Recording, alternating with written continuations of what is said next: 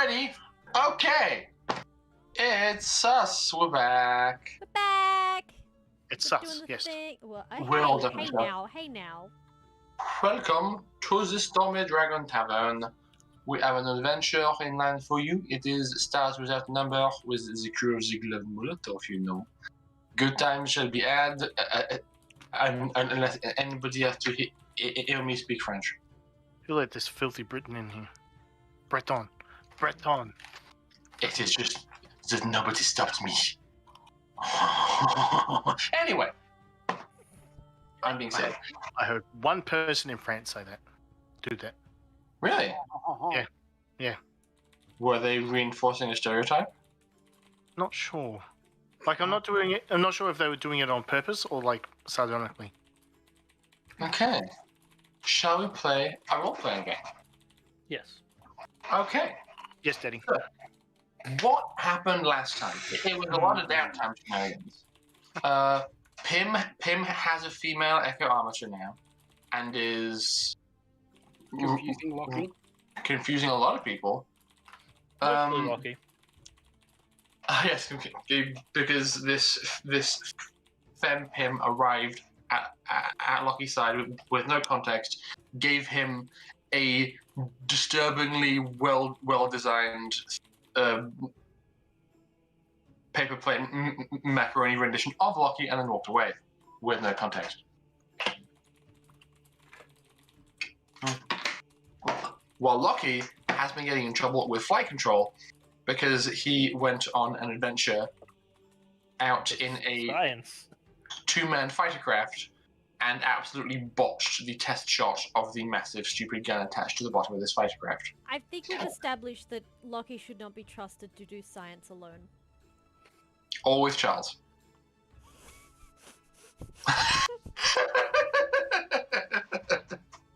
My science is sound, thank you very much. Pim, Jin... Your science maybe, your mind no. Pim, No, Jin... that's failing. Yeah.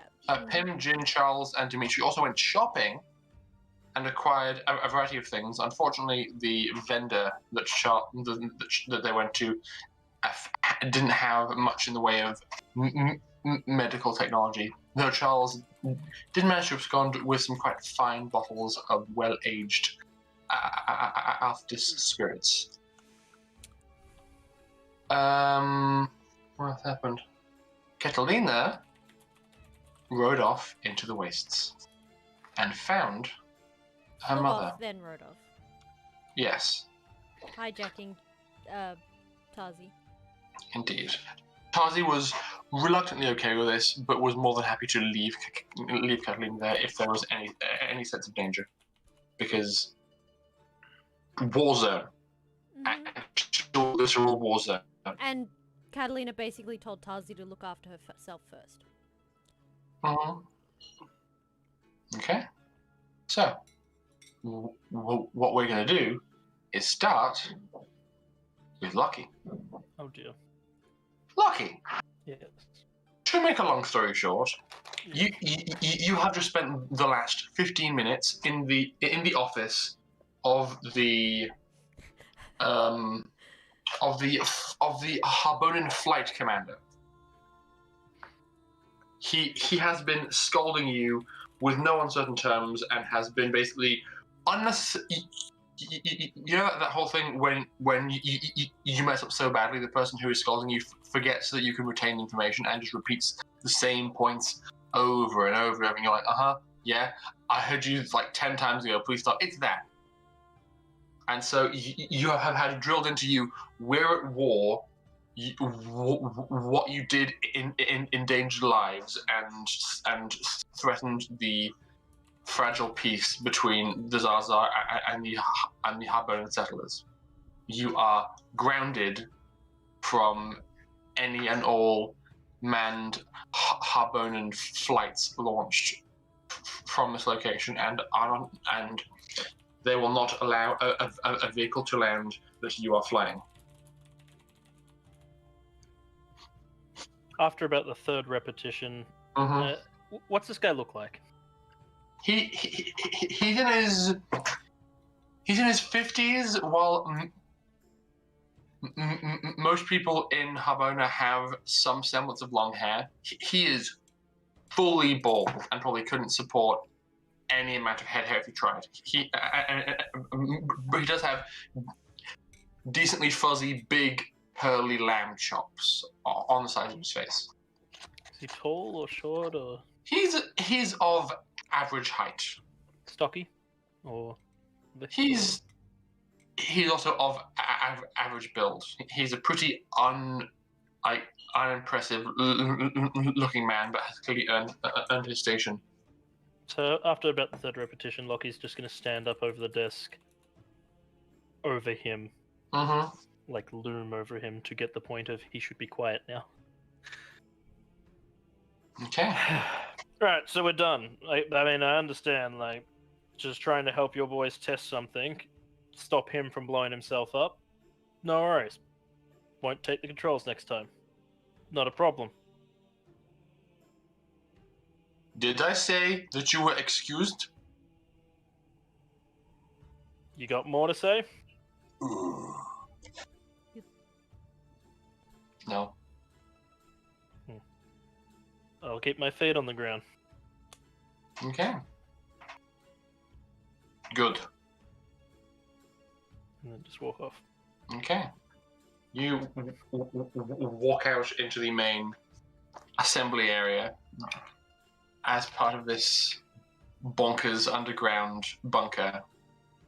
And you can see that you're near some of the other people that you spent time with over the past few days. You can see that poor Leo is currently being given his own earful by his father, while the safety crews basically cordon off the entire platform where you landed his ship, and are giving it a very thorough once over before anyone is allowed to go anywhere near it. However, the Gloved Molotov appears to be nearing completion on her repairs, and Tazi is kind of chatting off to one side, interfacing with some engineers about some. Nope. Tazi's with me. Time is not linear. Oh, okay. So is this in this before instance, or after we return? This is before you left. Okay. Cool. Okay. Yes. So I can get the story right in my head. All good. So Tazi's is just chatting with some Harbonan engineers and mechanics. I'm going to actually head over to the kid. Mm-hmm. Okay.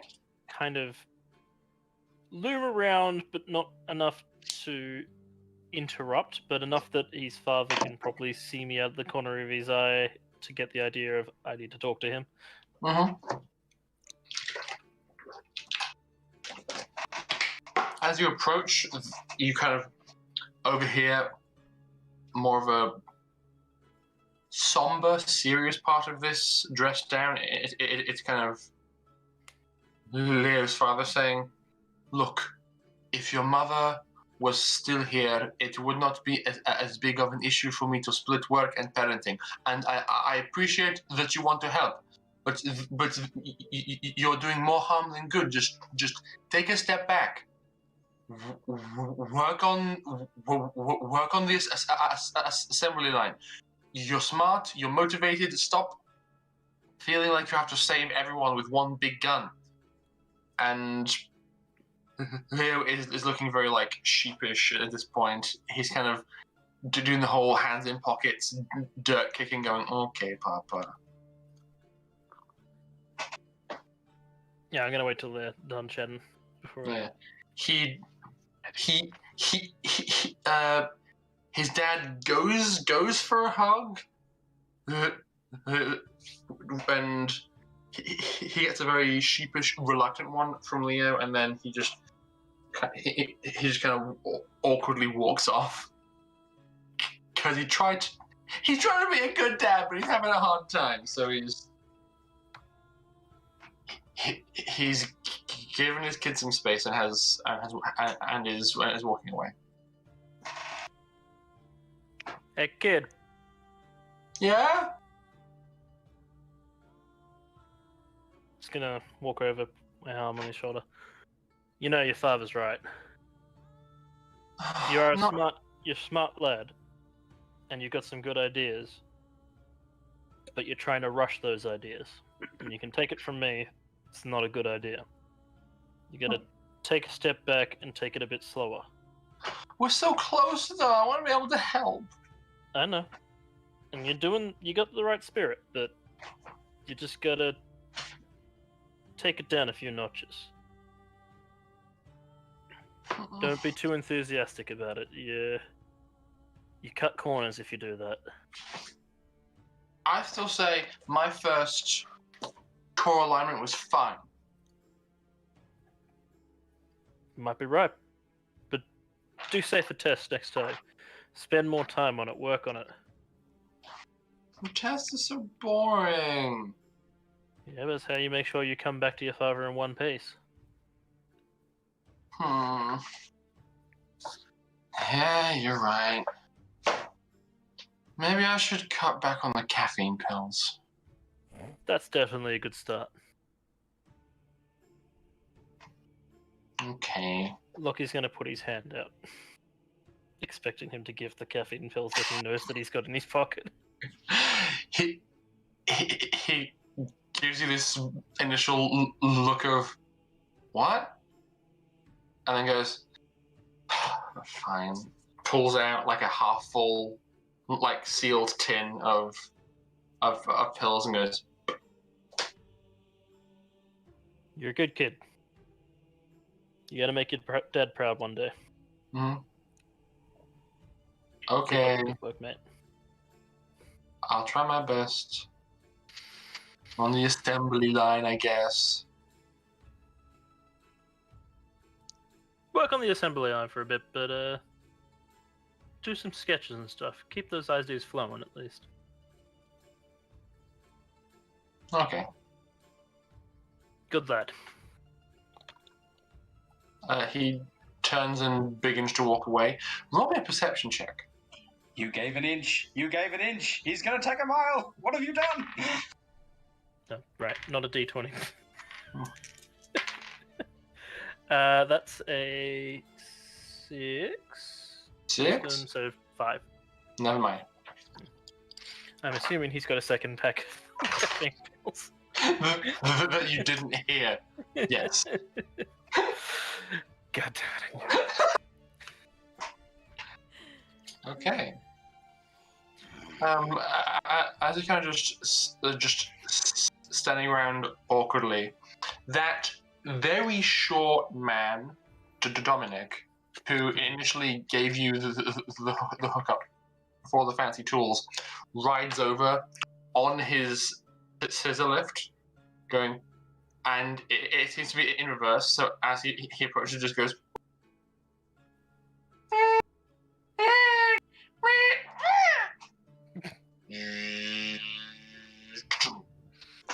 Hey, Loki!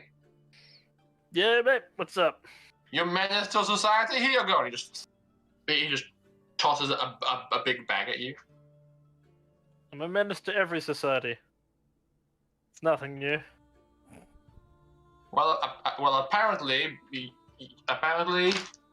you've amazingly done something I couldn't do, which was get that kid off my ass. So here. Not what I was aiming for, but I mean, guess if it helps. Do you want this stuff or not? Come on, here you go, take it. Yeah, I'll take it. It's going to a good cause. Okay. If you ever want to put in any more work, I'll be around. I could always use the assistance, but our bargain's done. Yeah. If I do, next time, just general maintenance. That's probably for the best. Bye. Thanks, mate. He reverses away, and as soon as he's clear of you, goes up like a story and starts going, "No, you over there, that, this," and just begins to to manage once again. He's going to turn over, look around at. Well, first check through the bag, make sure it's all good. Oh, it's more than good. It is a beautifully put together set of. It's basically a custom combination of tech post-tech and tech astronautic tools. Oh. It's one kit bag that can do both jobs, Oh, nice. which is in and of itself quite an impressive feat. Because these tool bags are only quite bulky, and if you can carry the equivalent of 2 toolkits worth of tools in one bag, that's really handy. Also, all the tools are very, very well made and well crafted. He's going to turn around, looking over at Tarsi with the others, take a few steps over, stop for a moment, and just take a deep breath, and then make his way over. Okay. Tazi is looking a little bit brighter than at times when you've seen her previously. She has a small amount of braiding in her hair. It's mostly just fully down, but has like 2 plaits coming from around here, going back behind her head, and is wearing a light grey shirt as opposed to a black one. So she seems to be feeling perhaps a bit better about her situation, and is having a somewhat jovial chat with 2 of the engineers she's with about a compression manifold alignment and how laughable it is to do it one way as opposed to another. Hey lads, sorry to interrupt, but do you mind if I borrow for a moment? They turn to you and go, "Yep, we cannot compete with that. Not even a smidgen." Das Vidania, and they both just walk away. He wasn't trying to be intimidating. He doesn't have to be.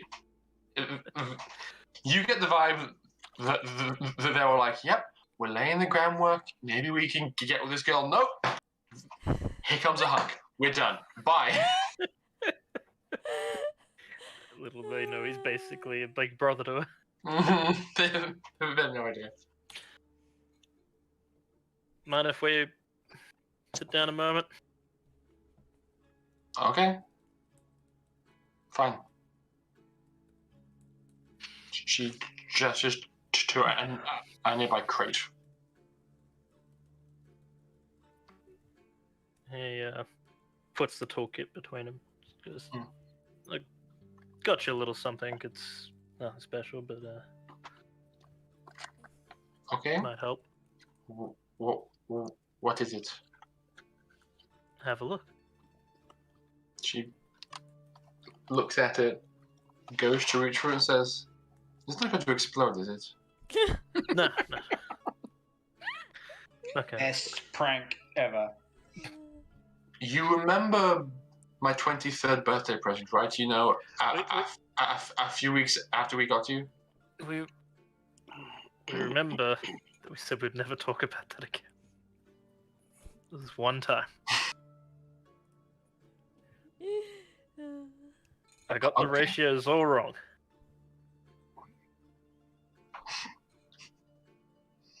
Okay. And now he's got them right. Fireworks out of the bag. She cracks the bag open, and her expression softens to, "Oh," but she tries to stifle it, but does kind of like reach in, pulls out a tool, and goes, "Oh, lucky. This is very thoughtful of you." And kind of like twirls and plays with one of the tools. It ain't easy for me to talk, you know that, but and I know you're still angry at me, and you got every right to be, but I need you to understand, or at least hear me out, and why I did what I did. It wasn't negligence. I know you think it was negligence, but it ain't. After everything that happened with the nanites, I just can't bear the thought of, I nearly lost you then. I can't bear the thought of losing you again. And going down to that planet, a completely hostile environment, and with no intel, no knowledge of what's going on, high chance of something going wrong. That's why I got you to stay up here in space. Because I can't protect you down there. You were safer up here. And couldn't risk communication really either, because we didn't know how much they had control over it. Or if they could intercept it or put you at harm or anything. Not when I'm not up here to protect you up here either. I know it's stupid, I know you can take care of yourself. But it's my fault you were in that nanite situation in the first place. Because of that stupid message, because I didn't think that time.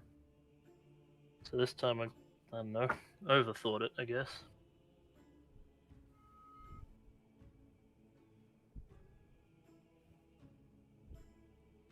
Are you done?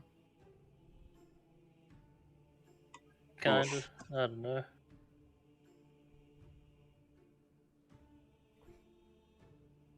It was the wrong thing to do. Okay. Lucky, I don't know what precisely you've been through with your home and your culture prior to meeting me. You did allude to some details, but not a lot. You may have noticed, prior to all this, I had a pretty happy life. Yeah, I know. On my home, I've got a wonderful, loving family, and they fully supported me indulging my passion for mechanics and engineering. I didn't expect my path to take me into a mercenary company, nor did I expect things to get so harrowing. But what happened on Yakuta with everything and Darius, this was the first real loss I think I felt in my entire life. And I'm sorry that I had to take it out on you, but I've been thinking about it more, and I think I needed to let myself be angry, and it was easiest to direct that anger at you, and that was wrong of me. Nah, it ain't wrong. I screwed up. Pretty big. Well, it's been good to be around more people, new people, and to be helping with this cause. It's given me time to reflect, and thank you very much for this. But I think I'm feeling a bit better about everything that happened. You know, if you wanted, you could stay here with these people. They could really use your help. They've offered several times. Wouldn't have to worry about me screwing shit up. I'm not willing to commit to that yet.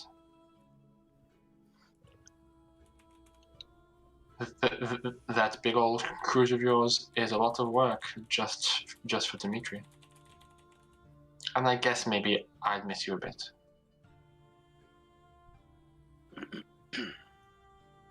I'd miss you a lot too.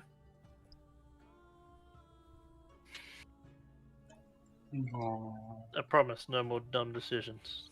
Talk to you about everything first. I don't believe you. I will! I'll prove it. Okay. I mean, dumb decisions, that's a different story, but talk to you about it first. Okay. I'll wait and see how that goes.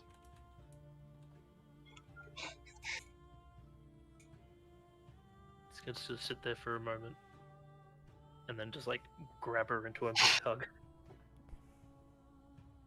she begins to giggle and kind of like wriggles in the hug to turn around to hug you back.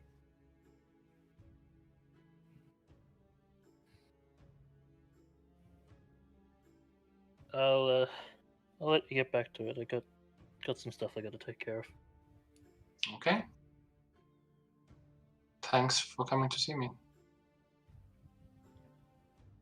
And he quickly turns away and walks away before she can see that he's actually crying. Big softy. Biggest softy. It's basically his little sister. Mm-hmm. They just made amends. And she's not allowed to see him crying. He's not allowed to have emotions.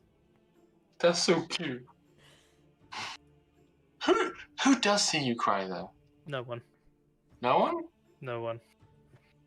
That you know of. Look at your phone. Look at your phone. But also, I need to interrupt when you got a moment. I mean, also, the webcam, the security camera in his room is still broken from when he shot it. So no one. No one. But you can interrupt now. We got raided! Thank you for the raid, Gray. And thank you for joining us, guys. Sorry, I'm really containing that. Ugh. Yeah, that was really I hard saw to- the Shazoo and I was very tempted, but I'm like, probably not a good idea right there. No. It's really hard to do that in the position I'm sitting in my chair because I'm sitting like a monkey. Okay. But yes, Well, welcome to the stream, especially all the new Yeah. people. Monkey. Yeah. As you're walking back, Lockie, you pass Jin, and he turns around and just says, "Your liquid cooling is broken," and just keeps walking. Oh my god! That's so good. Okay. now, unfortunately, Oh, right. I- Oops. I have to go to the toilet because I drank too much. But we are going to be cutting to Jin next. So, Chris, quite appropriate that you interjected that. I'll be 2 minutes less than that. I just bathroom. So, well, he's gone. Quick, Okay, let's Jin- plot. Rev tank. Jin, quick, DM's asleep. Post memes. Oh man, make all the memes, And We he's need to get- all coming. the memes. We need to get a vote train going for Grav tank. Yes. Okay, I'm gonna make it. Let's see if we can. Okay, wait. Poll. No vote. Oh god. What do you mean vote? I'll make a poll. Vote, whatever. Yeah. New poll. Should the party get a Grav tank? Grav tank. Options are yes. Fuck Oh yes. Oh my god, yes. That's a terrible idea. No. No, that a terrible idea. Do it. Criteria does not meet the guidelines. Okay, what have I? Because you said fuck. Nope. Content still doesn't. What do you mean? Grab tank question mark? Is it busy a question mark? Is tank? Can't seriously be tank. Content does not meet what guidelines? What guidelines, man?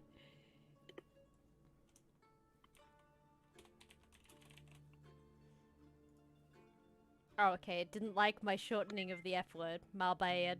Gotcha. Gotcha. Just get rid of the F word. I did.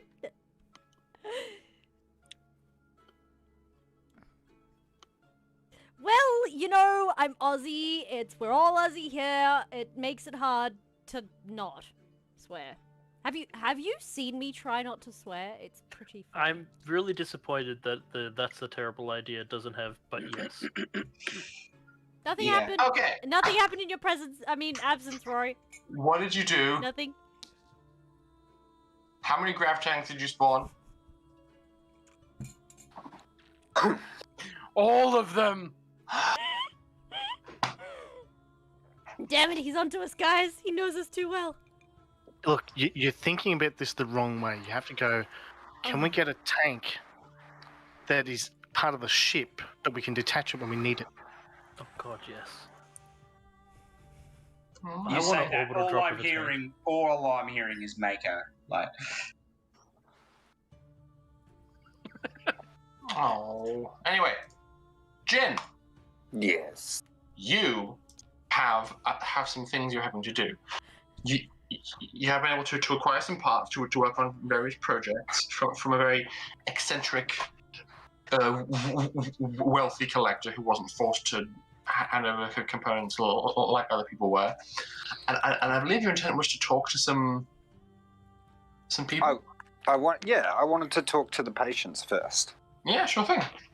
So you are more than able to make your way over to the Just slip that in there. to the love you, hospital. You have, even though you resigned, everyone knows you there and trusts you to come inside and then aid. So all you have to do is pay a visit to the reception desk, and they will direct you to the shared quarters where this squadron is. I'd probably pick up a saline sack on the way through and just punch a straw into it like a alien juice box. alien juice box. Yeah. Juice bag. Yeah, sure thing. New hashtag has to be a thing. Juice bag. Bag in the juice. Bag in the juice. Get that good old alien juice box. You make your way into their room and can see the truly horrendous condition some of these people are in.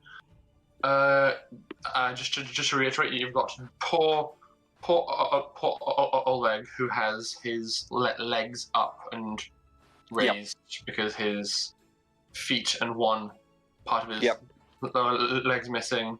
Constantine with the missing arm and lung and kidney. Mm-hmm. Osanka with the pure paraplegic, and Anya, who needs her arm replaced. Indeed. And at the moment when you walk in, all four of them are unconscious in this moment. But yeah, that's why I brought yeah. Charles. For Charles. Mm. Oh yes, of course. It was from the shop to the hospital with Charles. Yep. Okay. If you're cool with that, Christian. I'm more than fine. Yeah, cool. I'll basically just walk in and point to the floor and say, can you wake them up and maybe, I don't know, can you get rid of pain and shit, or is that out of purview? Depends on what they've been given. I'd have to check their charts. So, Charles, Yeah, righto. So you saw the scans of these people, but you're well aware that there's a big difference between seeing someone's scans and seeing them in person, and it's a bit of a shock. I just walk over to the nurse call button and press it a few times. Okay.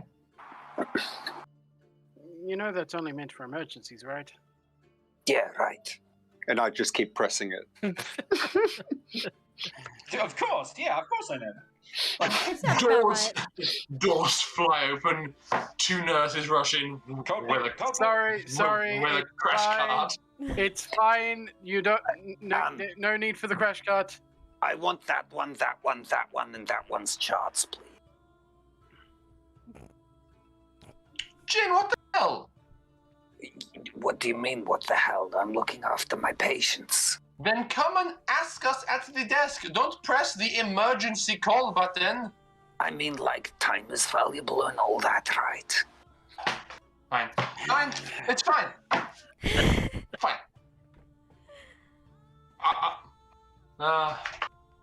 You're going to get yourself stabbed, Jin. I just grin at Charles and just go, hey, at least I'm not as bad as that other doctor, right? And I start just making jokes about whoever the dickhead surgeon on staff is, because I'm sure there's at least one. Doctor... I'm going to offer it. Dr. Dude. Rolling a character! Rolling a character. For anyone who's Doctor, following the bingo. yeah, Doctor Murdoviov. Mimosa. I mean, Hey, Murdoviov. Mimosa. Yeah, no wonder he's a bad surgeon. Spelled Muraviov. You are a what? I mean, at least I don't have a stick up my ass like murder me off, right?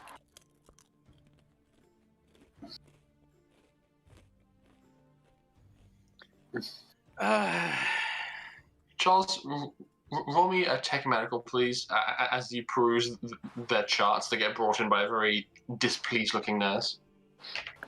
I apologize profusely to the nurse that she answered. It's I'm using intelligence for this, yes?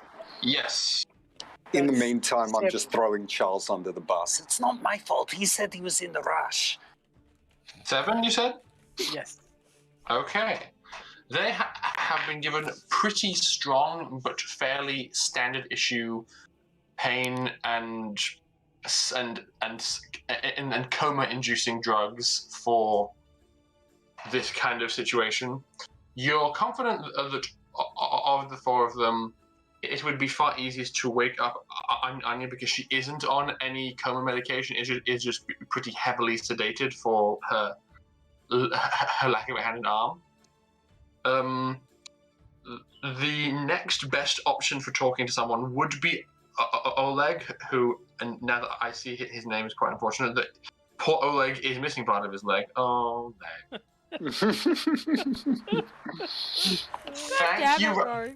Thank you, randomization, for being far crueler than any kind of plans I could have put in place. The other 2 are pretty messed up, and you would be quite concerned about attempting to wake either of them from their current medically induced comas. What I'll say looking at them is I'll go through and be like, Anna's probably our best bet. This one here with the broken back should probably get some bio healing before having any sort of enhancements done. They specifically said they don't consent to that, so unfortunately, I guess we're talking to Anna. What I'm saying is that before you try replacing their spinal column with tech, which ours is good, not really that good. What do you mean I can do that? It's questionable when it comes to stuff like that. I raise an eyebrow, and you can tell Jin looks pretty insulted. You may have the technology back on your planet, but this is our... Like, if they were on Elftis, yes. I assure you I can do this with the technology that's available here. I just need time. Well, I'm not sure how much of that we'll get, so let's see. Which is why I need to talk to them. I walk up to Anna, have a look, and just sort of be like...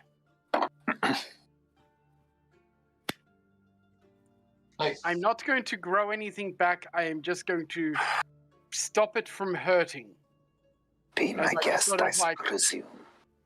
Put my hand on her forehead and put it on the stump of where her arm used to be, sealing off the skin so it's more just less pain. She'll probably get some phantom limb. That's about it. Okay. You release a pulse of psychic healing into her, and as it kicks in, you feel the kind of involuntary spasm across her arm and into her chest, and as soon as it hits, she kind of goes... So that's probably a very rude awakening. But you're not my doctor. Who is? Oh, yes. She's been in the room. Sorry, Anya. I brought him along just so that I could wake you up without, excruciating pain, blackouts, and seizures. I don't know what the fuck. I'm not a doctor. I That's feel what worries me. a lot better. Good Wow. to hear. What you do to my stump? He just removed the pain for a moment. I have the ability to bring it back if you wish. No, I want to be badass. Well, that's what I was wanting to That's your talk to you choice. about. That? Charles, this is a patient confidentiality thing, I suppose, but can I ask, do you consent to Charles listening in? That is fine. I no consent to any limb regrowth though. Yeah, I want figured. tech. Right. Well, this is what I've got. And I just quickly, take out her charts and start scribbling on the back pages of them, basically my plans for her mounted Morningstar arm, and then go through what I'm planning to do for each of the others. So, yeah, it'll do that, and, yeah. Is that sort of what you were going for? Okay. I have one piece of feedback. Yeah, right. That is just can you have in the bottom section where you melt down all the bits, can you have section that makes mag rounds from shrapnel? I'll glance down at it for a few seconds and go, mag rounds. Probably not mag rounds, but I can probably propel conventional rounds. There's going to need to be a vent added roughly at the elbow to expel the gases, though. No, I don't want it to fire mag rounds. Just if I can put things in there and it gets really hot and it is like furnace, can there be a place where I make mag rounds I can then put in gun? Because then I'm walking ammunition dispensary, da? You're making me dizzy, Christian. Oh, yeah, totally. I can do that. That's simple. Are you sure you don't want it to shoot them, though? That sounds a bit overly complicated. Besides, I have other hand to shoot. I can use pistol. I can use rifle. It's okay. Okay. All right, cool. Now, the real reason I'm here is because I was pretty sure you'd be mostly okay with these designs, is that I have limited time on this planet. I don't know that I'm going to be able to get this done in time, so I thought I'd present you with an option. You can defect from the Harbonan military and join our crew. At that, Charles just sort of looks at him, raises an eyebrow, and just sort of good luck. She also raises an eyebrow and says, "Run that past me again. These pain meds might be making me a bit loopy." Well, you'll see I need time to complete these tasks. They're not exactly low-tech. They're time-consumptive. I can either ship it back, but then it's not going to be roughly, it could take years, depending on where we are. However, if you come with us, you get to explore new horizons, join new frontiers, be somewhere, and frankly, I'm not 100% between patching you up and sending you straight back into a war zone that I don't have control over either. If you come with us, I can assure you that you get this, and whatever other modifications that you need in the future, permanent on-site support for them, and you join a crew with a goal.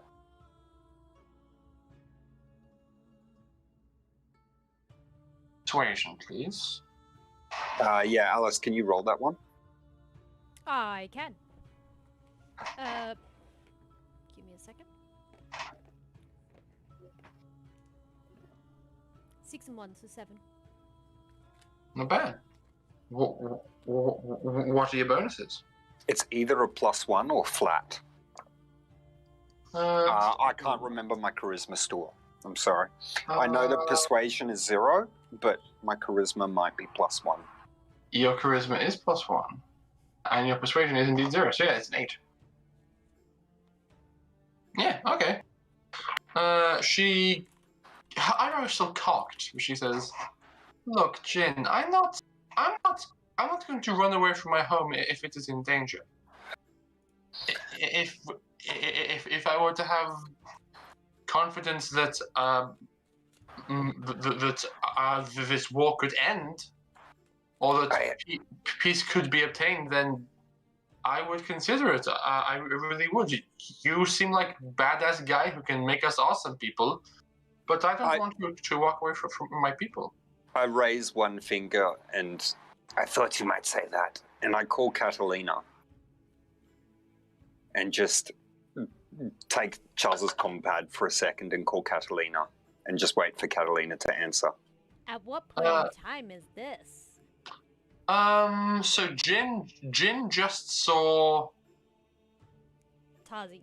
Lockie and Tazi.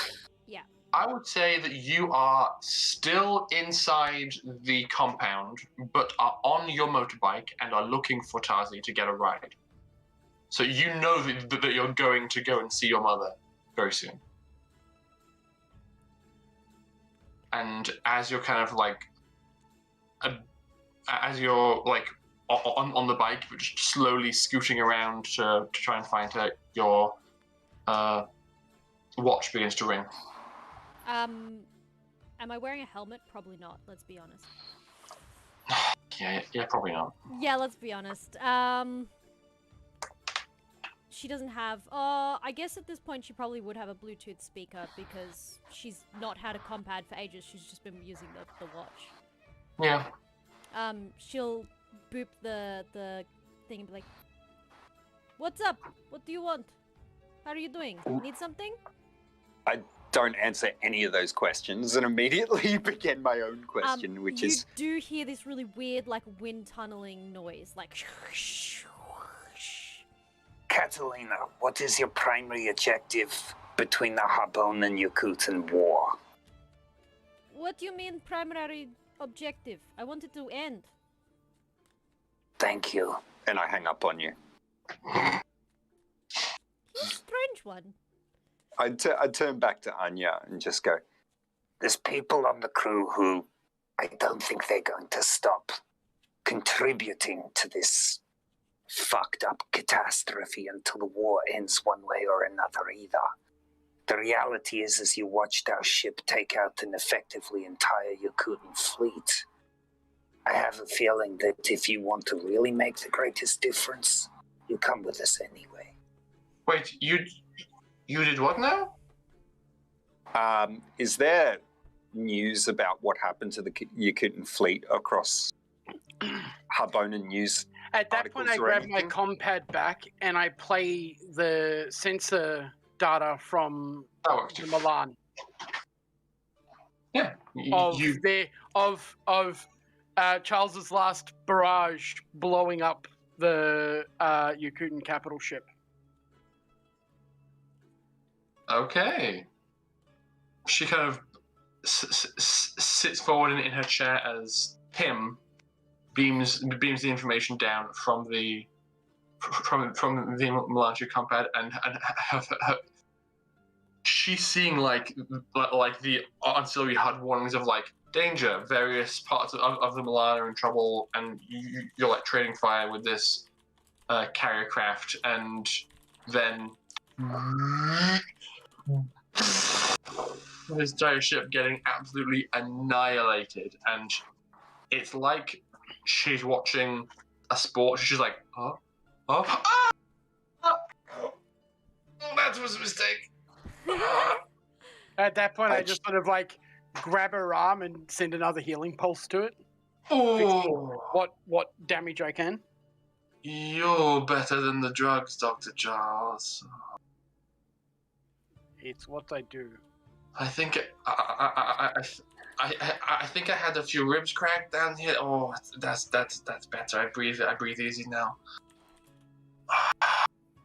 As you can see anyway, the crew clearly has skills in doing stuff outside of perhaps regimented fashion. It's an offer. I know it's a hard one, but if you want the best in cyberware and the best chance to make a difference, you'll probably take it. This difficult decision to make. It is. I feel uncomfortable speaking on behalf of friends for such a sensitive issue.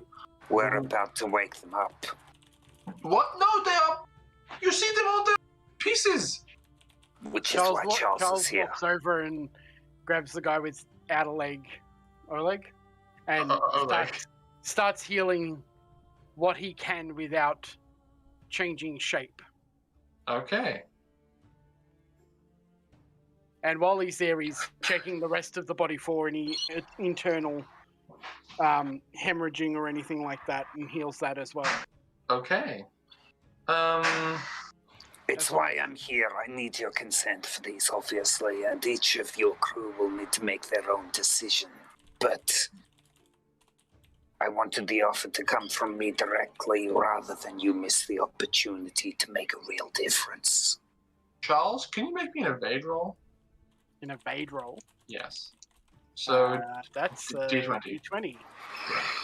And, one dice I don't have a lot of luck with. Let's see what happens. Rolled an 18. Okay. You duck out of the way just in time as one of Oleg's stumps almost smacks you in the head. Oh, that's new. From the pulse of healing you gave, and he begins to squirm and struggle, and is like, At that point, he grabs the small torch out of his surgeon's bag and starts checking pupil dilation and everything. What is it? I'll just go through basically the same conversation again. Mm-hmm. Well, here's the interesting thing. Poor Oleg, this is the first time he's woken up since the accident.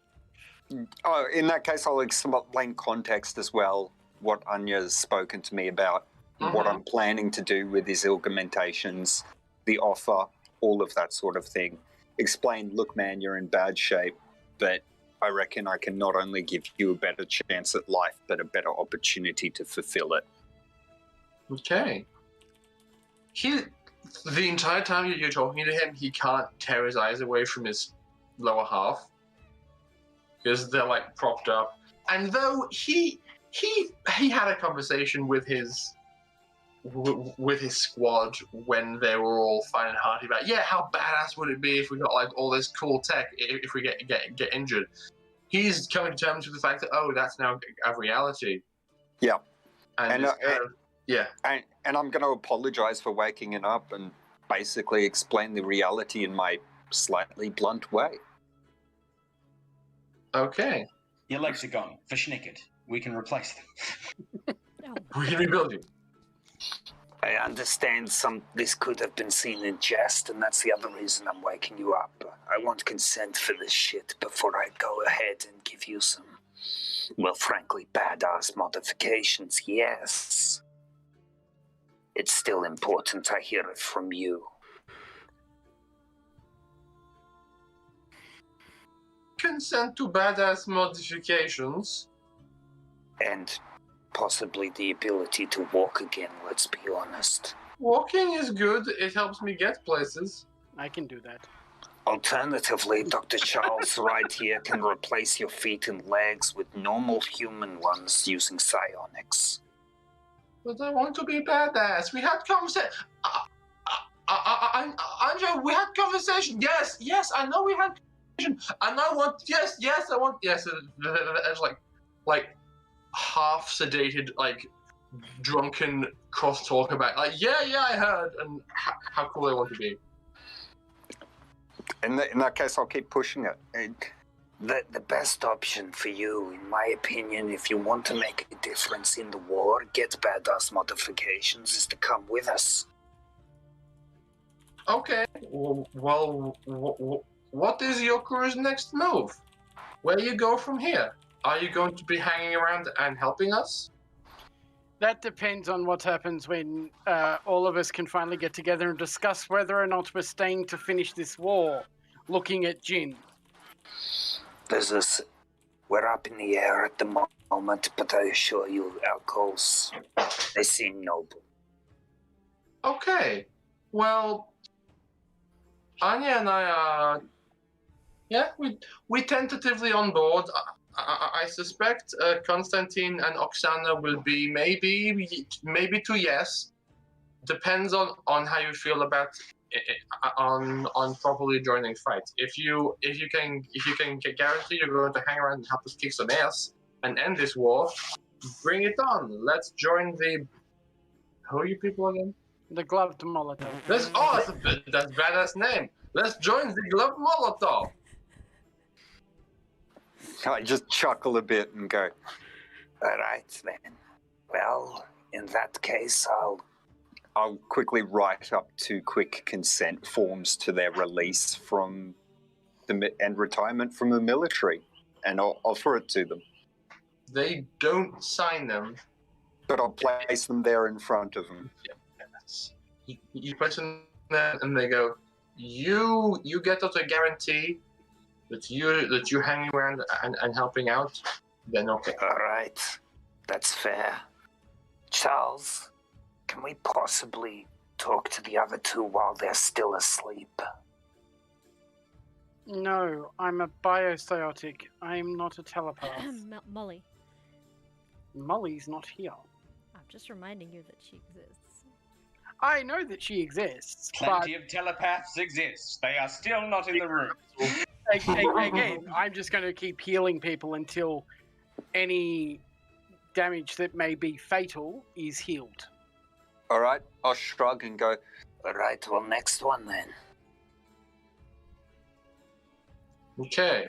and we'll... For the sake, yes, Brevity, for yeah. the sake of brevity, you get varying amounts of confusion. Oh my god, and badass cyberware, you say. But the ultimate conclusion is still the same. If you're going to stick around and help with this war, then they will sign up. Basically, the kind of vibe you get is the equivalent of like Nick Fury showing up in Tony Stark's house at the end of Iron Man, where it's like, we would like you to join the Avengers Initiative, where they're like, we get to join like a secret badass unit inside the Harbonan military where we're awesome heroes. Yeah. Well, technically it's the same because, like, we are technically, if we decide to help, going to be the capital ship of Harbonan. So Exactly. we need a drop squad, man. Well, Yeah.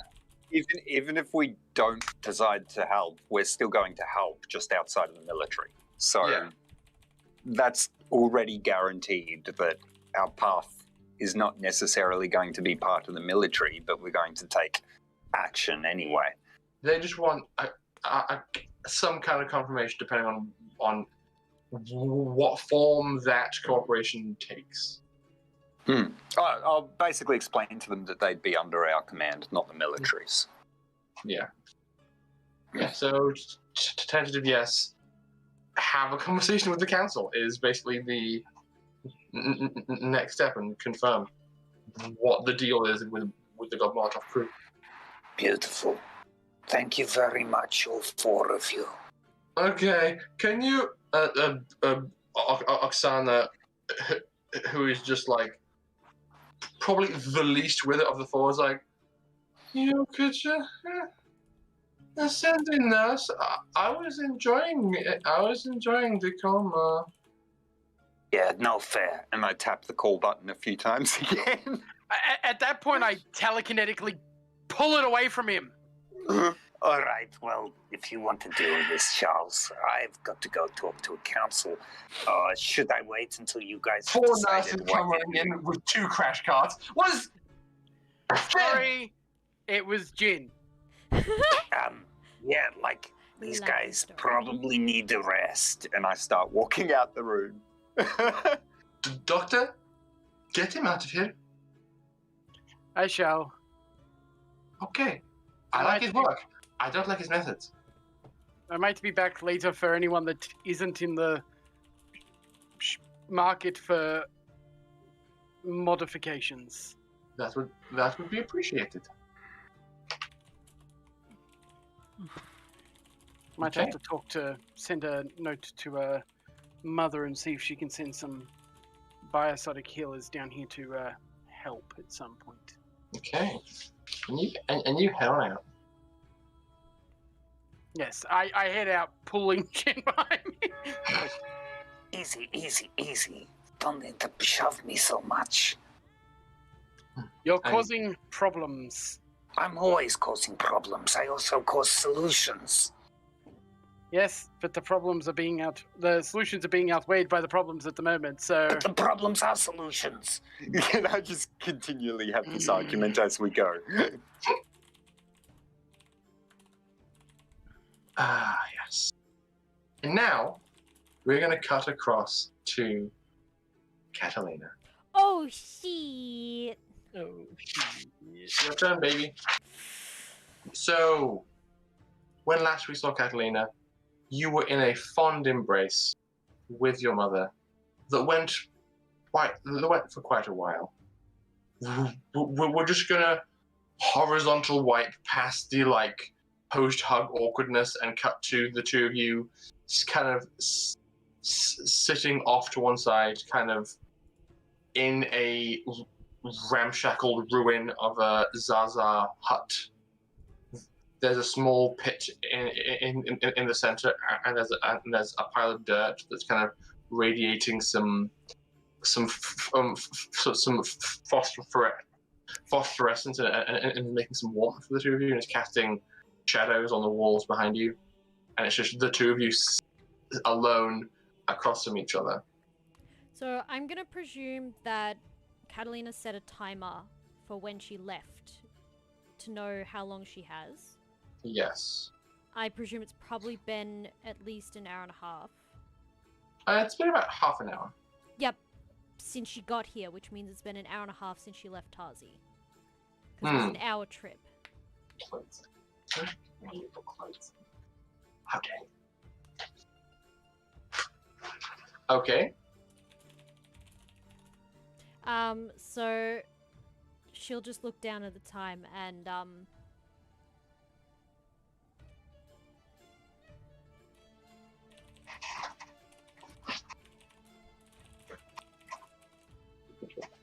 Search. Okay. Yeah, so she'll... Right, gotta keep this simple. Oh, wait. Can Catalina's mother... She can still hear, can't she? You don't know? Okay. Katalina will sit down and not using the translator talk, but instead say out loud, in Russian, "Can you understand me?" She signs back, yes.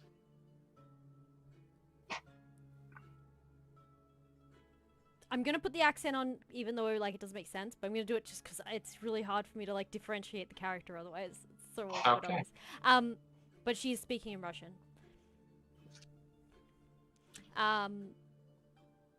Do you mind if I speak like this? It's a little bit easier for me to communicate. That's okay.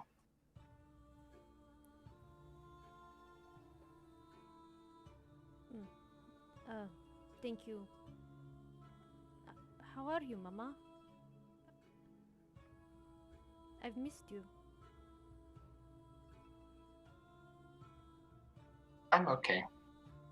She will still try and sign, but her knowledge is really limited. So she's sort of just a little bit, and then... I mean, so gets lost, but yeah. So you have the equivalent of the Just Dance, the video game of silhouettes of hand gestures appearing on the HUD in front of you as you're saying things to prompt you of what the accompanying sign language is. This is half translation tool, half teaching aid, essentially. Yeah, so she's doing the best she can, but it's probably really crude. Because she's speaking more complicated now than she was before. Yeah. I don't have long, maybe half an hour before I have to leave to check in. But I can come back.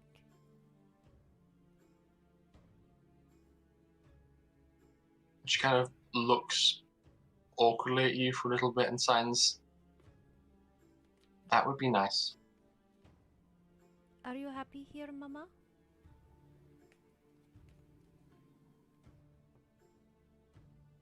I am where I need to be.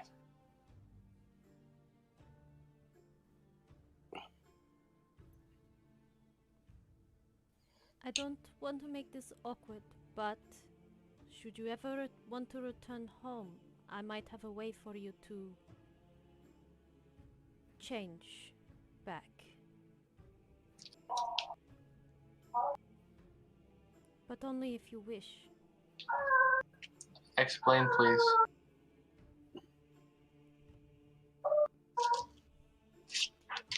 My doctor is psychic. He can regrow limb. He could help restore you if you wish. I saw other doctors after accident.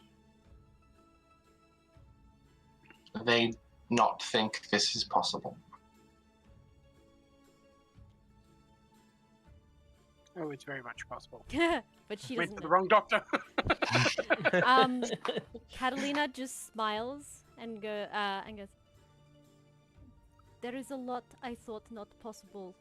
Look at me. I am metal now. My hair is like fiber optic. I am not the same. And please don't freak out, but I died twice. My doctor brought me back from death twice."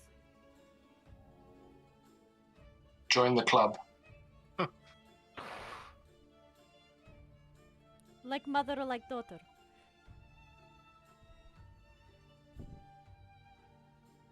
It is possible, I promise you. But only if this is your wish.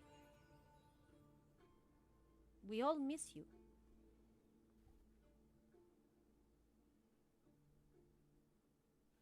Even Felix.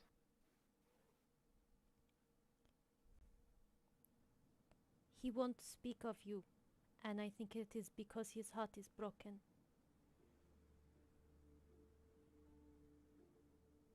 I did not let him see me after. You were always Papa's light. No one more important than you.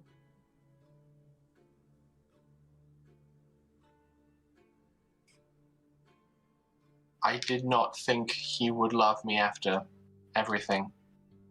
I was hurt. And now it has been so long. I think it would take time. It has been a while, but there is no lost hope. There is lots of hope. Annie misses you too. I found her. I bring her home.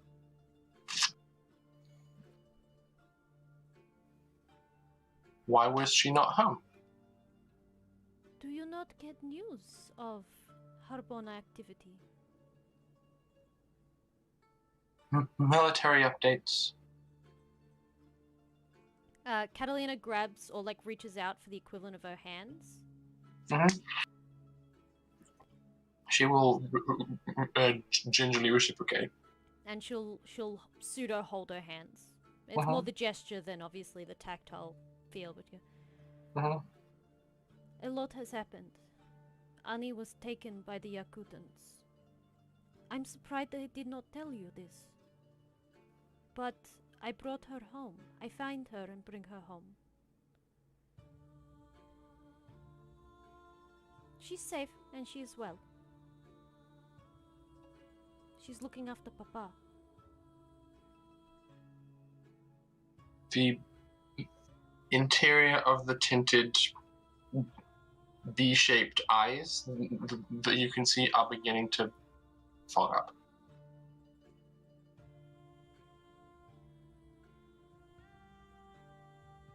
But unfortunately, Mama, this is not the worst news. Have you heard from Alec? I haven't heard from any family. Has no one come to reach you? I asked them not to. It would be a distraction. I have a job to do. What if the war was over? Do you still have a job to do? I'm the best ambassador Harbonan has to the Zaza. I feel like my place is here now. You don't have to give up being an ambassador, but you also don't have to give up yourself to be it. You gave up everything, Mama.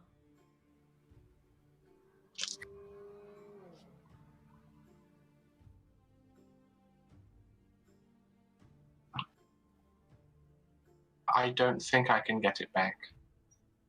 Get what back? What I've lost. You cannot return to the past, but you could make a new future. And if you don't try, nothing will happen. But it is up to you what you want. If you wish to stay here and be with the Zaza, it is not up to us to stop you. If you do not wish for your old body to be returned to you, you do not need to take this offer. But let me just tell you, it is possible. You see these eyes? The first time I died, I lost my eyes. For a long time I was wearing implant, very big and ugly, that helped me see. Doctor grew my eyes back. It's very painful, but possible. I now have functioning eyes. It is the only part of me that is the same as it once was.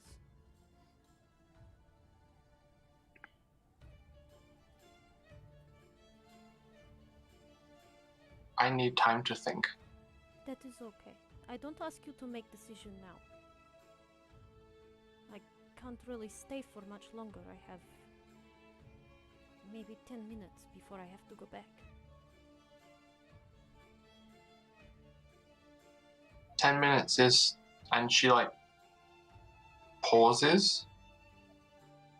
Roll me a perception check.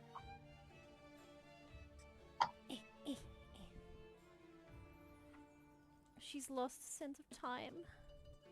7 perception? I think that's at least an 8. Let me just check. No, that's a 7. It's a 7. It's a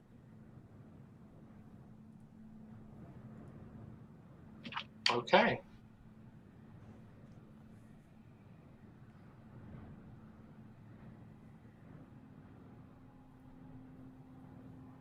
You hear something, but a moment potentially too late. Your mother leaps across the phosphorescent dirt and tackles you to the ground as a bomb goes off directly behind you. Oh, cool. Great. Awesome. Do I need to take damage or do like a save or something? No. Okay. But she does. No! Don't you dare do this to me, Rory! Don't you dare! Alright. Okay. That's Space Master. She staggers to her feet above you, and as the smoke clears and the debris begins to settle, you look up and you can see various different spots of light coming from the sky raining towards where the Zaza are currently feeding. Have they noticed? The Zaza around you are currently panicking, and you can see several of them kind of forming groups and are kind of beginning to make, like, the best equivalent would be a sand whirlpool. So there's people on the outside running in circles, while those in the middle are frantically digging and consuming. Okay, I take it that they're probably used to this and are They have some kind of countermeasure, yes. But there's some kind of aerial or low orbital bombardment coming on Zaza right now. There's no way for me to communicate with Tazi, is there? Like, none whatsoever. You're too far away. Shit. In this like moment of indecision, your mother pulls you to your feet, physically picks you up because in this form she's like 2 feet taller than she was, and begins like very quickly and effectively striding across the sands, getting you as fast as she can to your motorcycle. Mama, I cannot leave you here. I cannot just leave.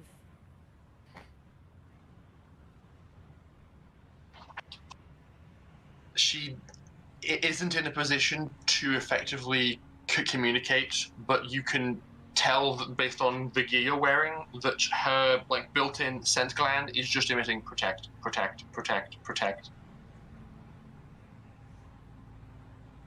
And she just keeps running, hears you but keeps running, gets you to your bike and just puts you down and just like is pushing you to get on it and go.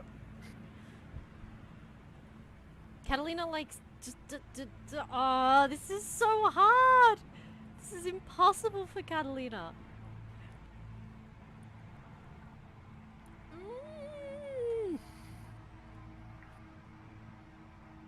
What do you do? She looks at her mother, like, dead in the eyes and goes, "You better survive. I will be back." In this moment, her seeing the intensity in her eyes, the front portion of her helmet slides out and up, and you see for the first time the state of her actual face. She is badly scarred and damaged.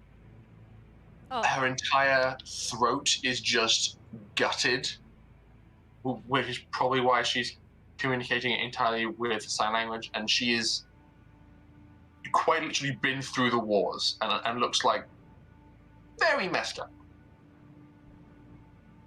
And she just mouths, "I promise." I will hold you to that. I'm only leaving because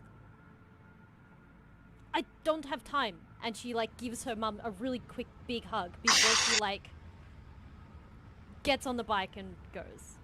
Okay.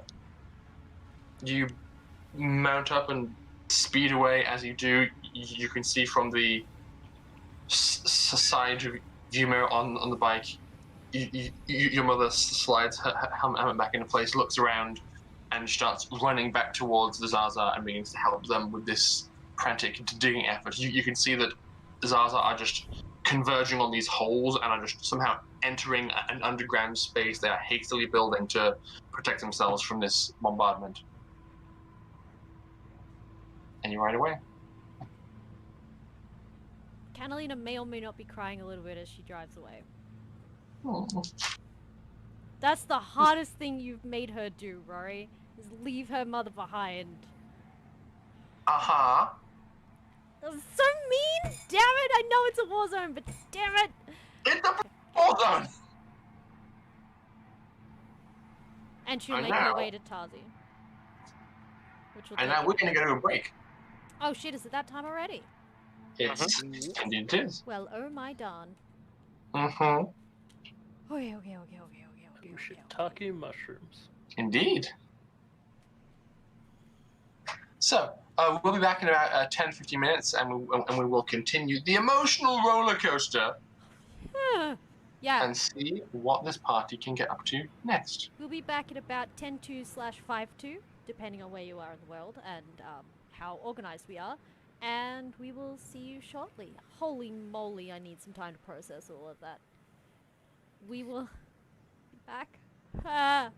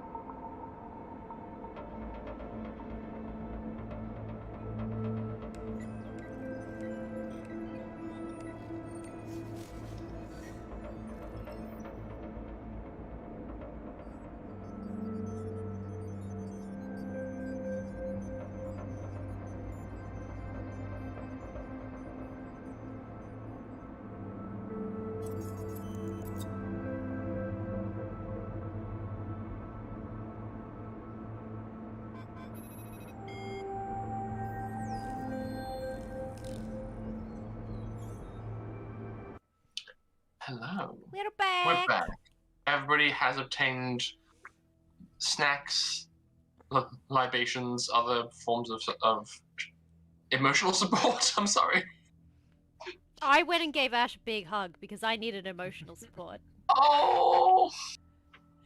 Rory, this is what you did to me! So worth it. So mean. Okay. Rude. I'll get him for you. Aha!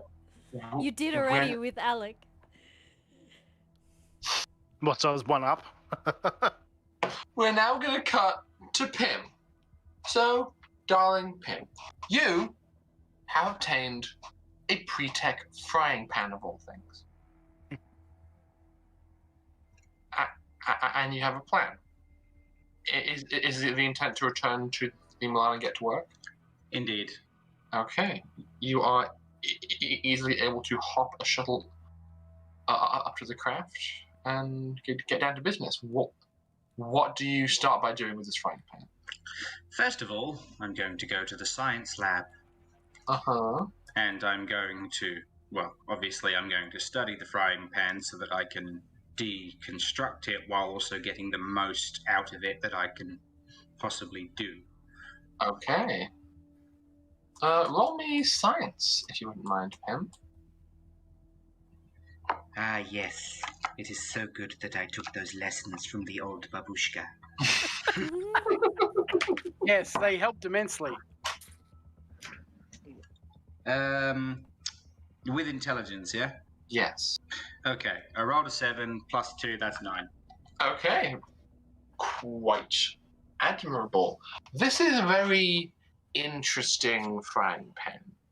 Clearly, this will have been forged at the height of pre-tech wastefulness, because it's very silly. Yes, Alice, that's a good call. I'm glad you did that. Yeah, she doesn't break down, but she's definitely crying. You have no idea why anybody would feel the need to make a frying pan that has little tiny flat metal people ice skate around the pan and over the food and help it cook more effectively. But you know that they did it, and that it's really charming and endearing. A large portion of the tech is kind of built into really thin, fine layers of tech in the actual pan itself, so it's only a little bit thicker than is required. Gaining access to the pre-tech inside is going to be the real kicker, because it's so finely compressed and put together. You're going to have to be very, very delicate and careful in dismantling this to get. Is there some way I can design a program to help to basically reduce the risk as much as possible, or like basically increase the chances of like success? Roll me another science. Actually, roll me pre-tech. That's even more than science. Double fours, that's 11. 11, okay. There's lasers of varying degrees of effectiveness in this laboratory. You think if you can perform sufficiently thorough scans, you can cut away the underside of the pan, which is itself just metal, and expose the interior. So basically, it's just taking a laser and turning down the intensity and just having the laser run over the pan and just wear away little bit after little bit after little bit until the laser fully exposes the tech inside, and then you can dismantle it at your leisure. Is it possible for me to take some of like the surgical lasers and repurpose them? Interestingly,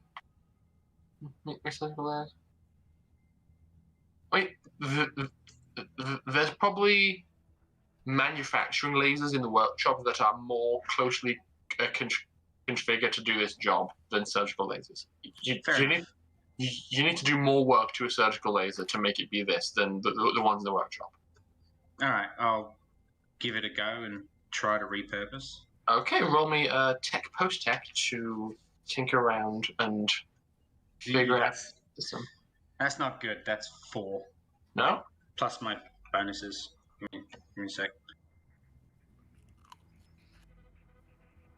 That's 7. 7?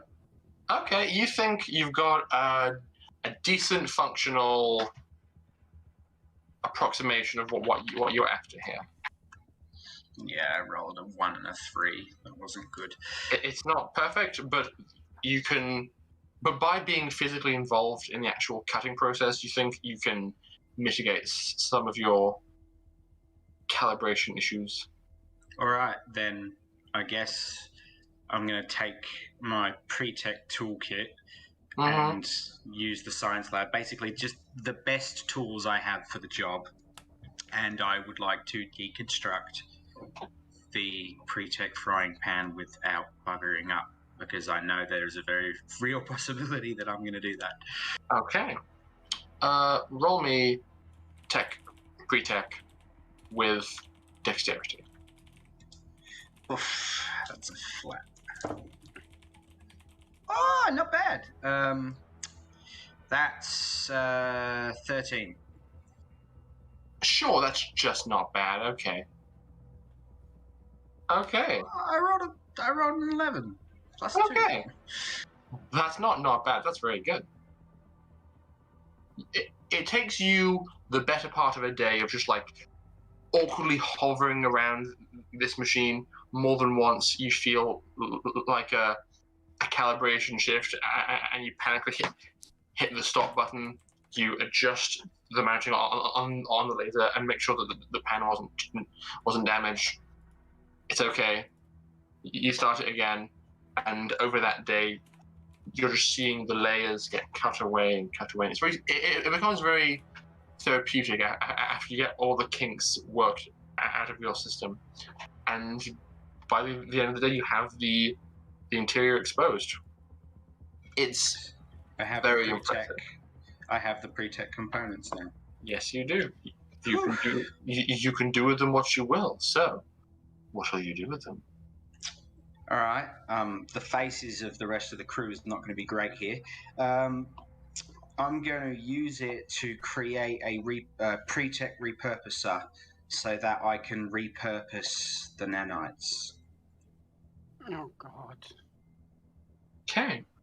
You have a containment unit of nanites that were housed inside Tazi. And so your intent is to reprogram them to do other things, yes? To reprogram them to create more efficient nanites. Okay. That are easier for me to control and basically make a set of nanites that are more utility than they are... Nom. Yeah. Okay. Because over time, I imagine that the original nanites that were created look not a lot like the nanites that are currently being replicated. Is because their original purpose, intended purpose, they probably had a much different design, and over time that design's been corrupted. So I will use those nanites to create a better version. Yeah. I believe a few months ago, a certain amount of work was put into this concept, and the roadblock you encountered was not having any access to pre-tech components to fulfill it. So you've already done some of the legwork to see this idea become a reality. I believe I think it was like 3 weeks in warp space. Mm-hmm. So, please roll me a science roll and a pre-tech roll, both with intelligence. Like, I want to roll with Ali's die, but I also want to actually succeed. So, wow. All right. So the science roll, that's not great. It's a 6 plus 2, so that's 8. I feel like that's karma, mate. Double 6s. Pre-tech double 6s. Heck yeah. So that's plus that's 15. All right. That's way better than a 1 and a 3. This will take you some time, and it will require a decent amount of your focus, probably like half to 2/3 of your focus for the better part of a week to fully realize this, because even though you think you can do it, it's very involved. and you are having to jump through a lot of hoops to, so you, if you had more pre-tech, you could probably do this more quickly because you would have a greater room for trial and error. But you have just enough pre-tech to pull this off, and if you botch this even once, you're done. So you are having to take your sweet damn time to make sure that everything is perfect before you finalize your designs and get it put together. Yeah, 90 sessions. 90 sessions to get my tech to a point where I could do this. But you think you can do this. I can do it, guys. I can doom us all. Let's do this. Mm-hmm. If you prefer, we can just bury you back in the ground. You can be forgotten again for another 700 years. That's not very nice. You hear a voice crackle over the ship's system. Hello, I am Tim. I see you are dabbling with the forces of nature. Can I assist you with this? No, go away. Okay.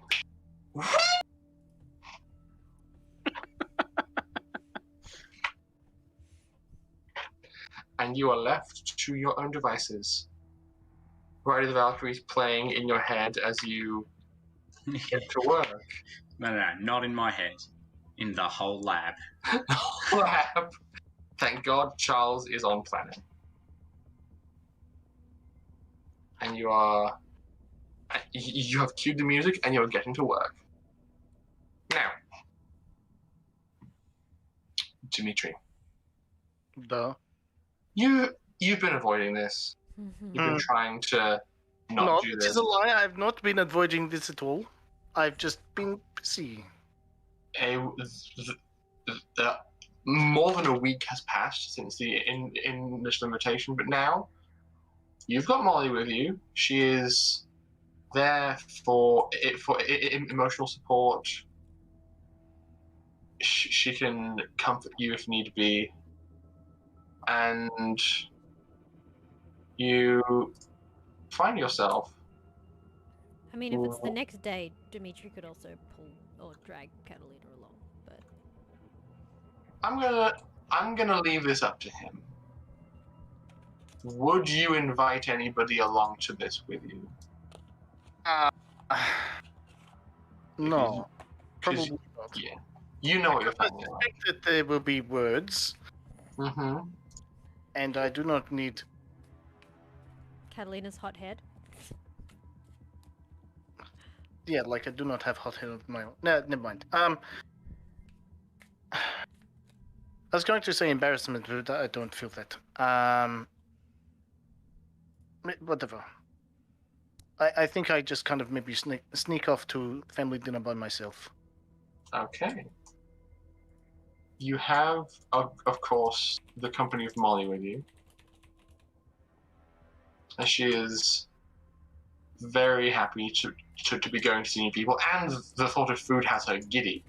She's always absolutely ravenous the first few days after she emerged from her chrysalis because of all the stored fuel it took to achieve that form. She has eaten 4 bags of cucumbers. 4 bags! That's like her body weight in cucumbers times 4. Oh yes, and after paying a sneaky visit to what's her name? Mara Korovin, the enemy of this planet, and getting a top-notch suit that just happens to be on the house because she has an outstanding contract with the Demodov family. So it's not really on the house. I just didn't have to pay for it myself. Correct. You rock up outside your family home.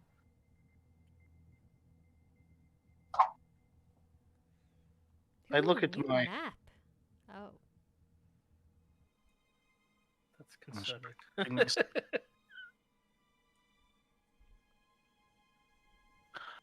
I look at my timepiece. I go, oh, it is almost dinner time,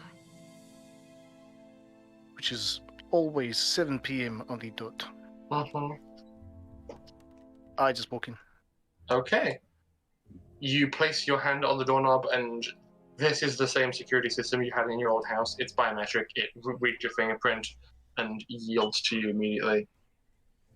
You do note, based on the exterior of the house, the configuration is different on the inside based on. Yeah, I know I'm gonna have no idea once I get inside. Yes. I'm just gonna have to play it by ear a little bit, but Indeed. But the hallway before you is revealed. It is a beautiful abode. There's stairs that descend down into this long hallway. You know just from experience that these two rooms are more than likely a powder room and a cloak room for guests if they're having formal occasions. You can also probably guess that this is probably the dining room. And it will likely be more like a great hall. Indeed. And you can see kind of waiting out in the hallway. Planet, and I wanted to remodel my house. That's how I'd make it look. Mm-hmm. You can see in the hallway. Hang on a second. I need to pull out my notes on the demo dogs that my wonderful attachment did assist me with. I think they're in the blue book. Discord chat bubbles popping up in the bottom right corner. Apparently I'm visiting the Addams family.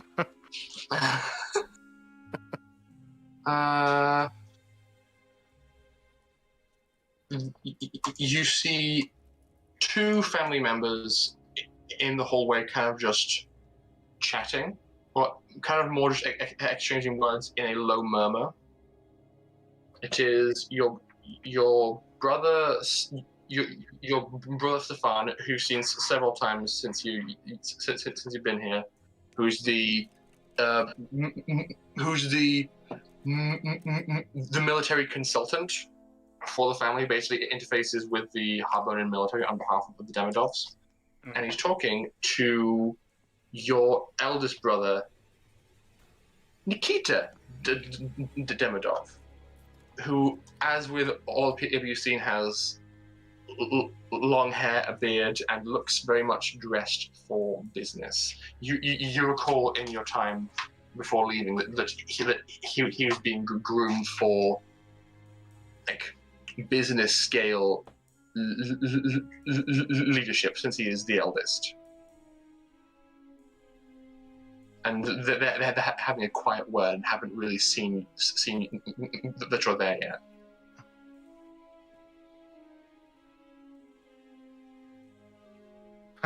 I'm so tempted to just walk up to every door and go, oh, what is in this one? Oh, what is in this one? Actually, no, I'll do that. I will look in each room just to say, oh, this house looks different from what I remember, but... Okay. Why must you do this to me? Walk around. See, here's the thing.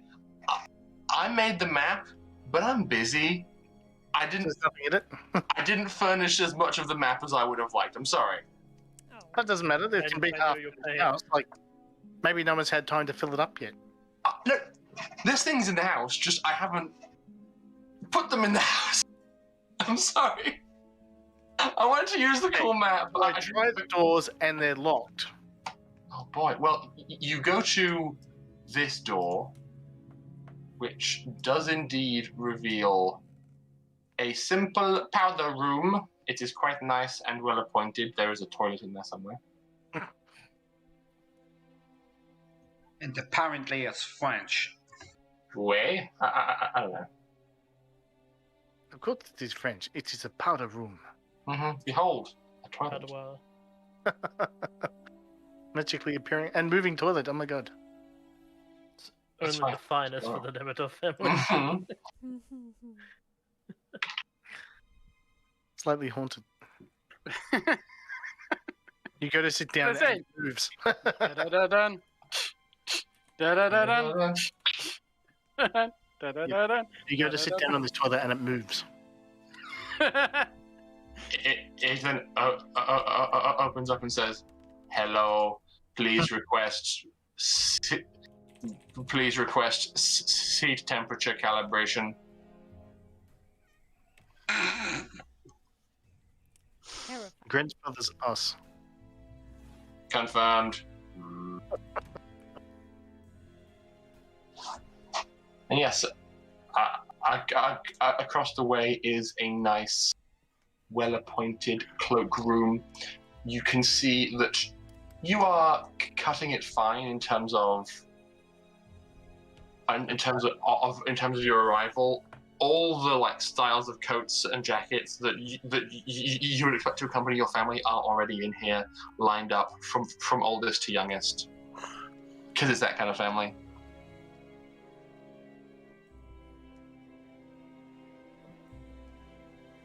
Have my brothers noticed me yet? As you pull your head out of this and turn to face them, their quiet murmurings have stopped, and they are both just standing there, arms crossed, facing you, waiting for you to approach. I guess, and I can approach them then. Okay. You get closer. Nikita says, "So, when Stefan told me that you had indeed returned, I did not believe him. Because if you had, I would have had to give him 5,000 credits." Oh, I'm that cheap, am I, Nicky? On a good day. Oh, I'm sure you can. Let's just say I have been had for less, and also for more. On that, I have no doubt. By Drake, by the way. Thanks, Jen. Well, you're only a week late for dinner. What did you have to say for yourself? I was busy. I'm sure you were. Oh, it's not like I've been sleeping with half of the town. Of course not. You did that before you left.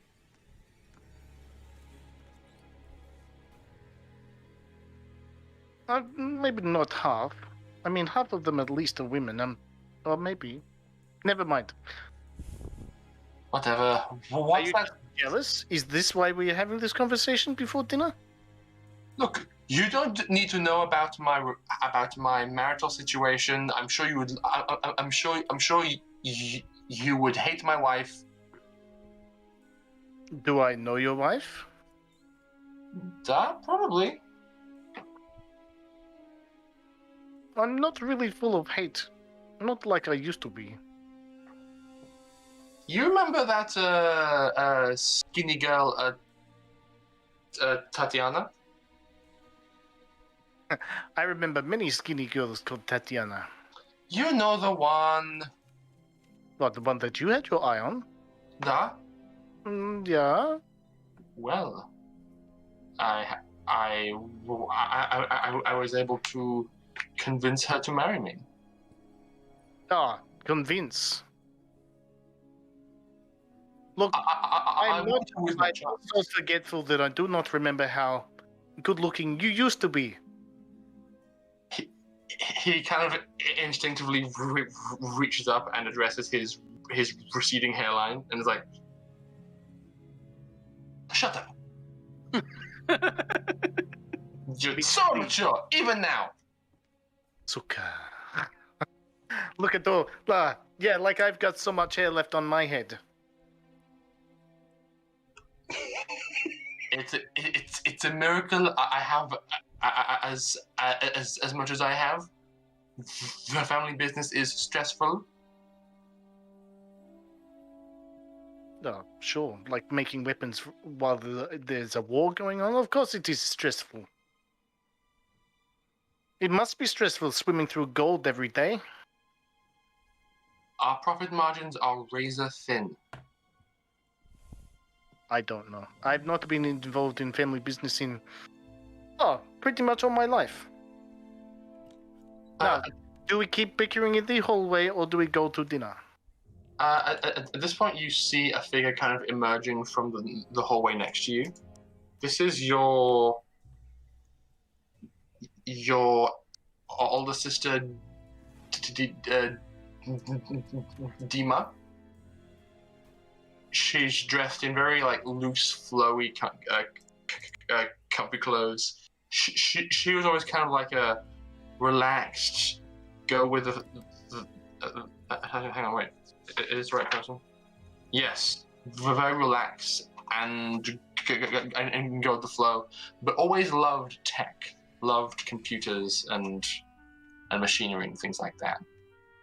And she just emerges from around the corner and says, "You're no mama. Everything has to be perfect before we can take a seat."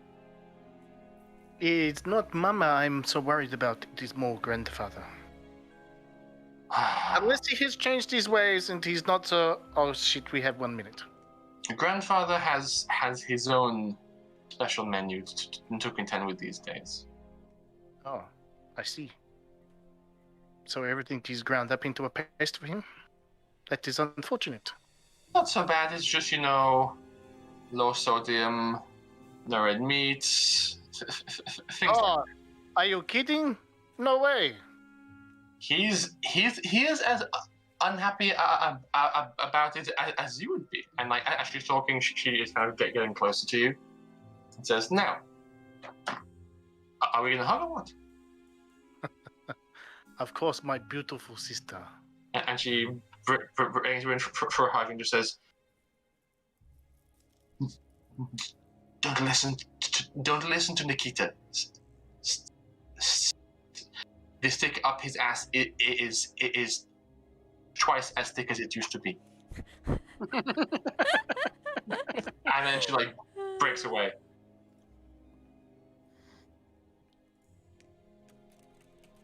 And you, Stefan, do you have anything to add to this?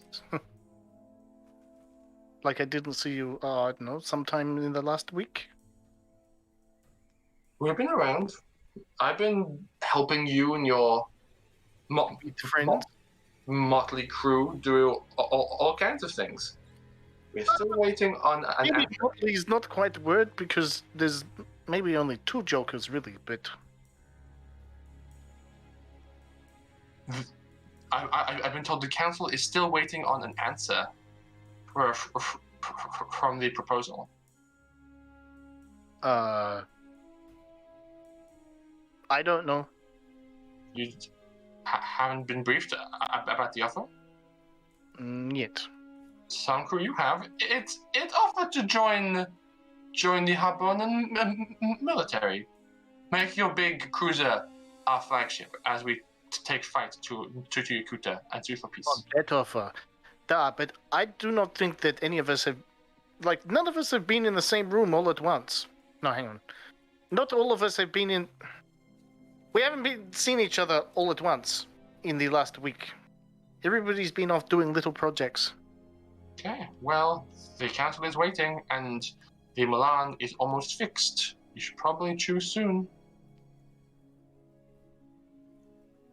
I think it is a given, but it needs to be voted on. Okay. We had a captain once. He fell into space.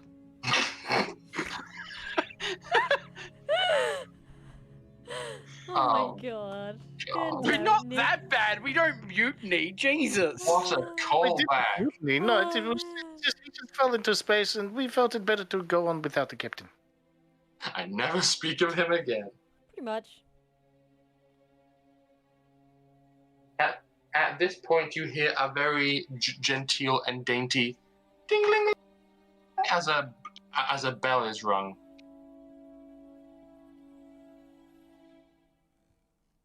I step past my brothers and sister, and I open the doors. Okay. With a lovely grand gesture of both at once. Okay. You swing open these large doors, and you do indeed see what lies beyond. I say to thee, boop. Boop. Whoa. There is quite a palatial and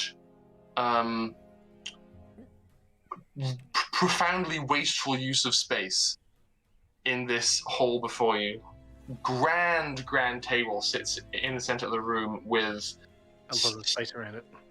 With a lot of space around it. There's large, tall windows leading out onto a balcony that wraps around this space with shrubs and plants growing up the sides of it. You can see at the window and beyond the balcony the little spots of light on the interior of this undercity, but it's mostly overshadowed by the interior light.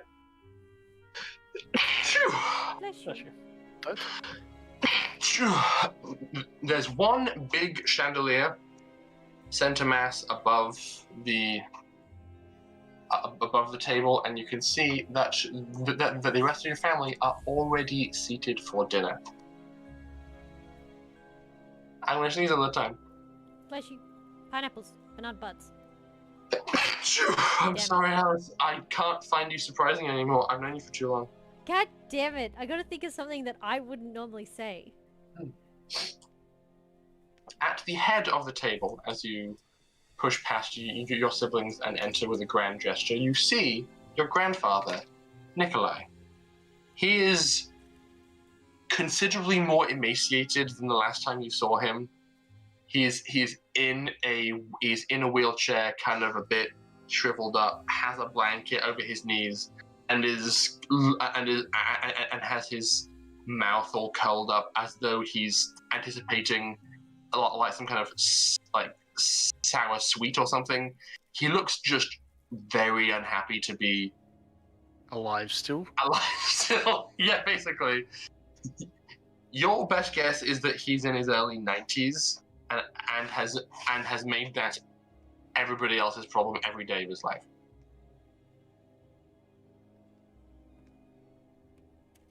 Sitting to his right and left are your father and mother, Anatoly and Vilma. Anatoly, your father, looks stressed. He has bags under his eyes. He's kind of fidgeting nervously and keeps on fighting an urge to look at a compad next to him. But it's like, nope, tell me dinner. Good look. It's fine. While your mother, Vilma, wearing a quite nice red dress, is fussing over your grandfather, basically making sure that everything's in order, that he's comfortable, that he's had all his meds, and every time she goes to fuss, she's like slapped away weakly by your grandfather. He's clearly not happy being seen to by her at all. Stop fussing, woman. Comes to that. Basically, yes. Down the table we have the second oldest brother, Pavel. You had a conversation with him previously. He's a resource manager on Harbonan, so essentially if people need stuff, they're all like, hey Pavel, please help, we need something. He goes, fine. But just enough to get by. Because, again, razor thin everything here. Mm-hmm. He is looking very, like a bit spaced out. He's not really paying attention to his surroundings. As I said before, you recall him being quite the dork. He has a rock collection. Things like that, you know. Yeah, I also suspect he's got like implants that are like feeding him information. Potentially. You expected to see somebody in this seat. Your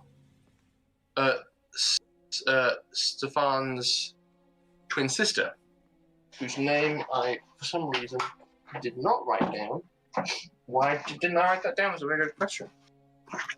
Give me a sec to pull out my Dimitri deep dive.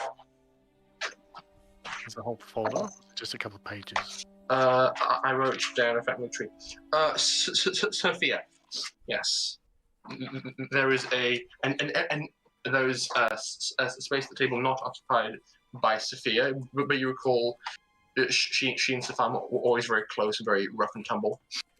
And then finally next down is the second youngest, your sister Elena, who is dressed like a goddamn hippie and looks just so relaxed. She's just like, I'm keen for some food. Family dinner, let's go. She was always I'm like, keen for some food because I've got the munchies? Maybe? roll me a perception check in lieu of insight. 18? Oh wait, no, that's wrong. 18? It's like, Just went D&D, perception check, yeah. That's terrible. It's a 4. You're not sure. She's a person who was always like the emotional support of the family, kind of like sort of everyone's feelings and needs in that regard. Okay. And you walk on in, and whatever vague excuse for a conversation was occurring around this table stops.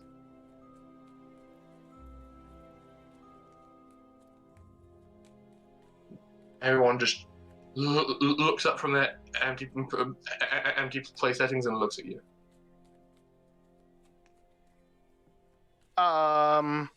Privyet? Your grandfather looks up, squints through thick glasses, and says,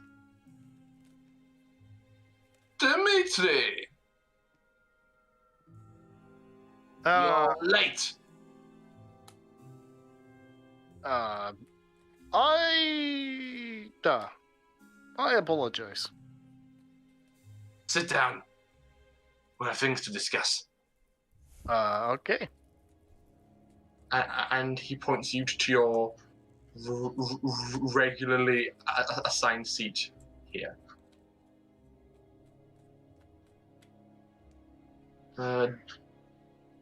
Dima, Stefan, and Nikita also take the seats at the table, yeah? This character and this character don't have their names visible. Okay. Just so you know. I must have forgotten to do that. There we go. Awesome.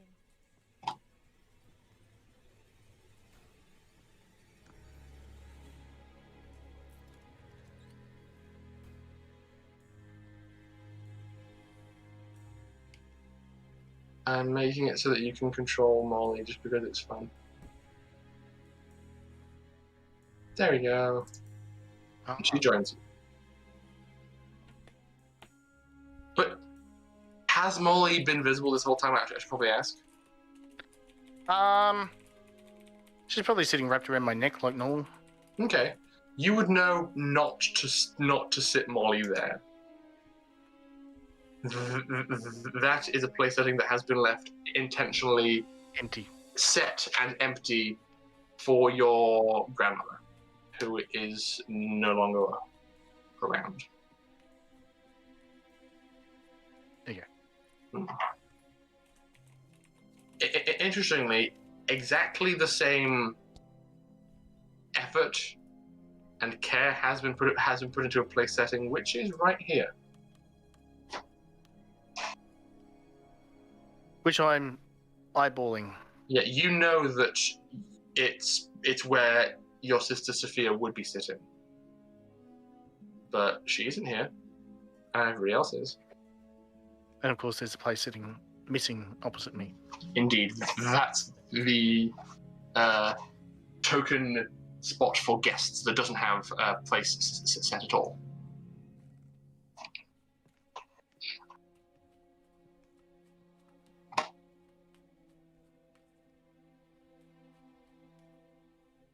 As you kind of settle in and the awkwardness really begins to get unbearable, Velma picks up a bell once again, rings it, and serving automatons come up stairs here and here and bring with them platters of wonderful, hearty Harbonan food.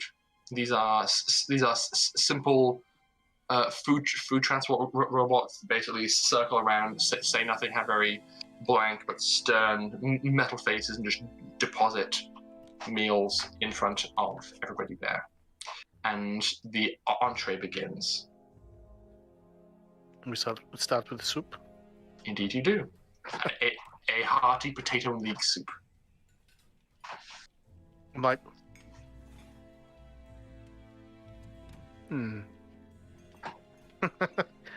it this tastes. Soup drink. I'm like looking around the table for the salt shaker because I'm like, it should be salty, but it's not. Yeah, it's not. Everybody's on low sodium now, apparently. So that's a good example. After Nikolai tolerates 3 spoonfuls of this low sodium mess, he pushes his bowl away and just calls down the table to you. Where have you been, Dmitri? The family needed you, and you left us. Grandfather, the family did not need me. I was the forgotten little brother or little sister, or the mistake younger child. Velma chimes in and says, "No, Dmitri, you were not a mistake. You know this. We told you that. We told you this every year at your birthday." But such reinforcement kind of makes it seem like I was. The fact that you used my birthday to reinforce this idea that I wasn't. Anyway, it is also traditional for the youngest child who is not going to inherit much to join the clergy. Elena kind of chimes in and says, "Oh boy, and how good it was that was me. Dmitri, I love you, but you know I would not be made out for clerical work. Oh, too much paperwork." Look, these notes more. Okay. Oh yeah, sure. I guess. You get it? Clerical I get paperwork. much as I think you think. Oh, I know. Anything more than like one sheet of paper, too much for you. I'm not for some reason I'm expected to actually keep notes as a therapist. I'm a man like a steel trap. It's fine. I got this. I know everybody. Really? Yeah. Everybody talks to me.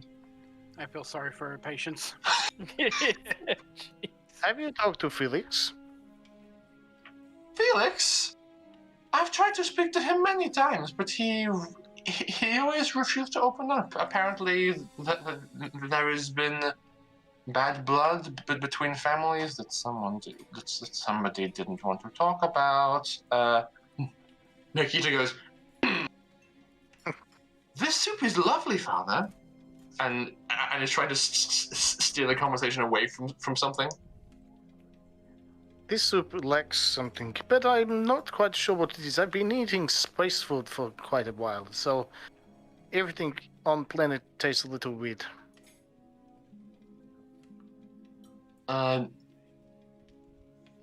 Nikolai says, "Maybe I could do with some space food. Anything's better than this." And Velma says, Oh, but Father, it's good for you." "Shut up.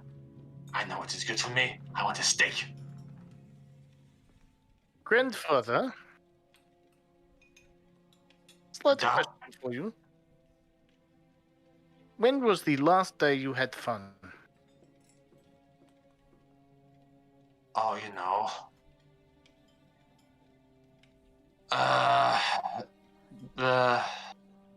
That time Dima fell down the stairs was pretty funny. Wow.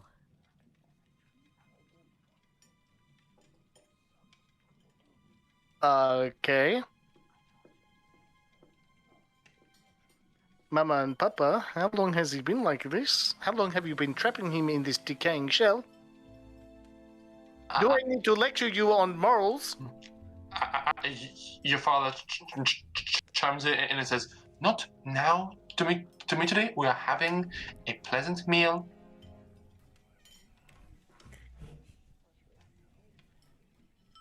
Okay. I will hold my questions for now.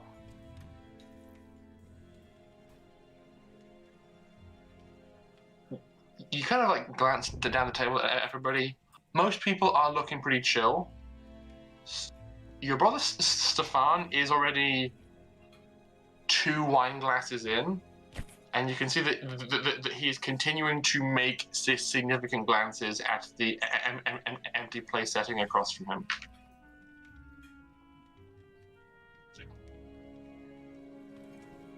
I wish to know where my sister is. And why Stefan is not drinking his soup, but only slipping his wine.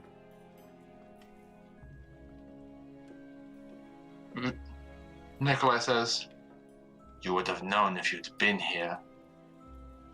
I would have known if you'd sent me a fucking message. It is not like I'm uncontactable in space. Yes, but here, there, everywhere. Who's to say what planet you were curled up on? The underground. I was flying for our resistance and our fighters on Yakuta. Where are you now? Perhaps I've treated you too harshly.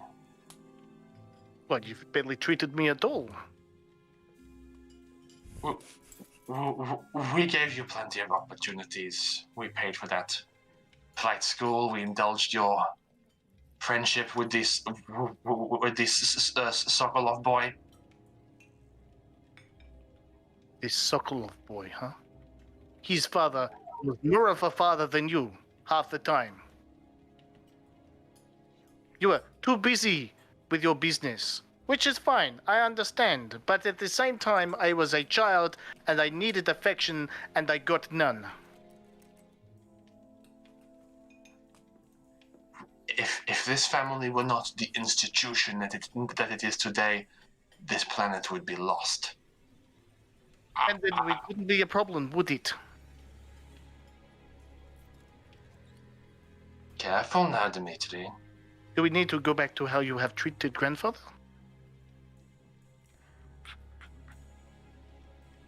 Finish your soup, Dimitri. I've had enough. What is the next course? Garlic bread. Are we having a side? Is it? Oh, okay.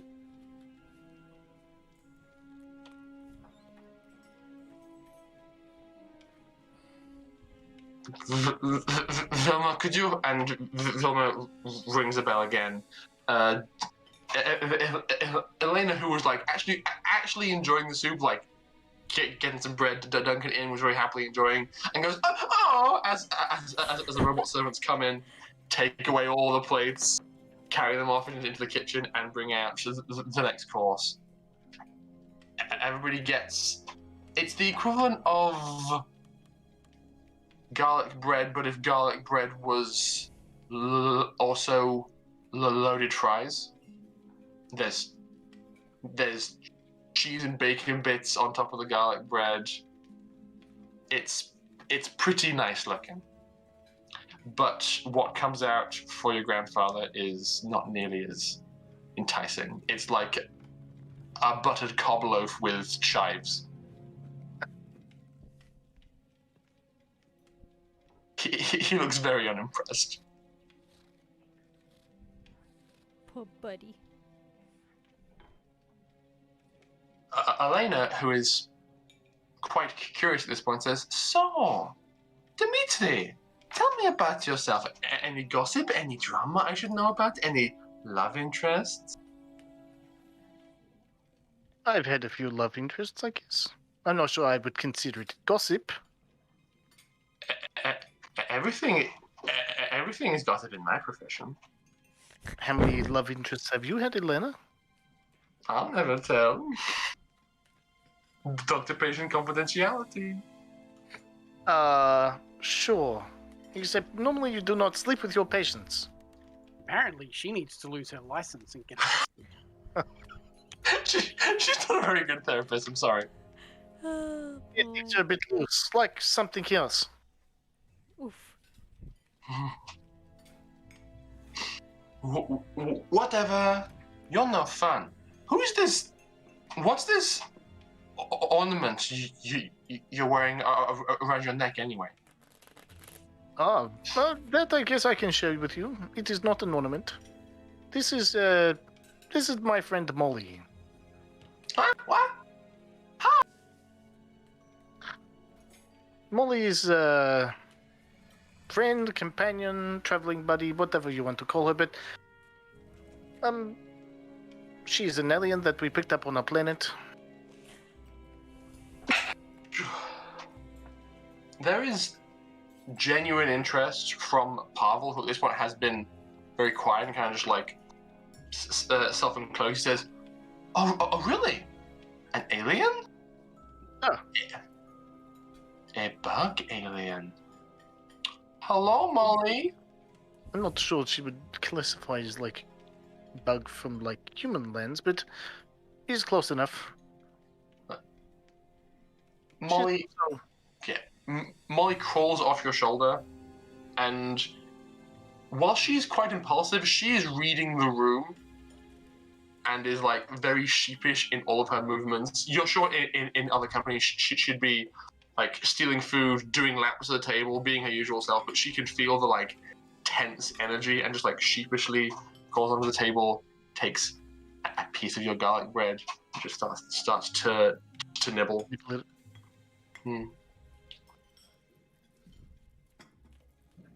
I'm not sure like how age works for her species or her race, but I consider her to be quite young. She's still going through growth stages. She eats a lot, kind of like a teenager. Interesting. How does she feel about rocks? You can ask her. She does have sentience. And this the table does kind of go. Oh. And Pablo goes, Molly. Yeah. How do you feel about rocks? Oh, love rocks. I can shoot them. Here, look. And her tail begins to go like. Molly, don't. But he asked about rocks. I want to show him one. But can you make it come out without shooting it? I don't know. I've never tried before. Maybe wait a bit.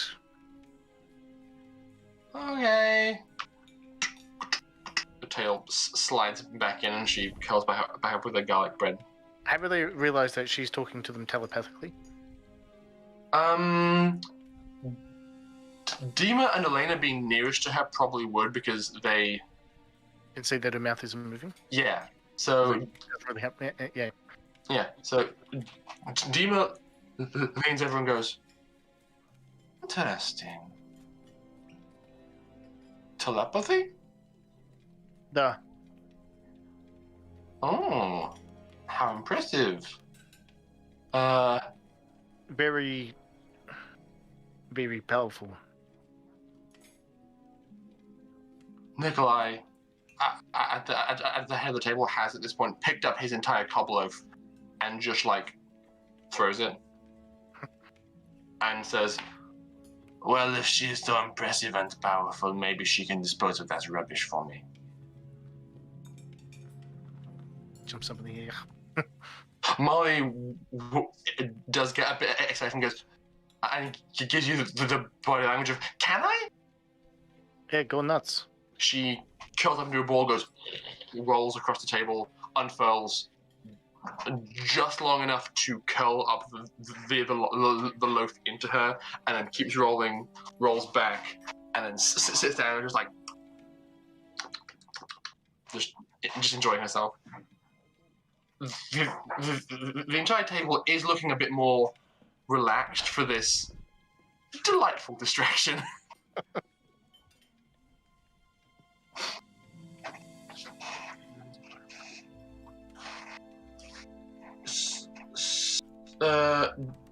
Poor Stefan is now 3 glasses of wines in, and kind of just sits back a bit in his seat, and his knee bumps the table, kind of shakes it a bit. He says, "This is all very well and good. You have bug friend. You had adventures. Where were you, though, huh? Where was I what? Everything. Where were you when the funeral? Huh? I do not even know what has happened. No one has told me shit. Sophia is dead. Like how? I guessed by the fact that her plates and setting look similar to grandmother's. Sophia was piloting mech. Stompy, stompy, stompy, we having time of lives. And then, no warning, bombing from air. Gone.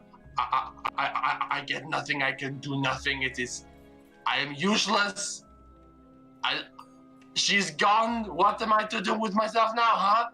Be security advisor? This is stupid job anyway. Papa, I quit. No, you don't. I would quit if you would let me. And he starts to drink more wine. Molly? Yeah? Help him. Could you be more specific? Help Stefan. Rolls to next to him. He just gives her this look of drunken, bleary-eyed disdain. He's like, "What do you? Get that thing away!" And and kind of begin to. Let's have him make a mental effect save. Ooh, he is holding his own. Initially, he's like, "No, what is? Not I no consent to this. Silly bug." The family does not consent to your drinking. Then why do they serve it at dinner, huh? Dimitri? Checkmate. So we can drink. It helps, get down the slop that they are serving with us. Nikolai laughs.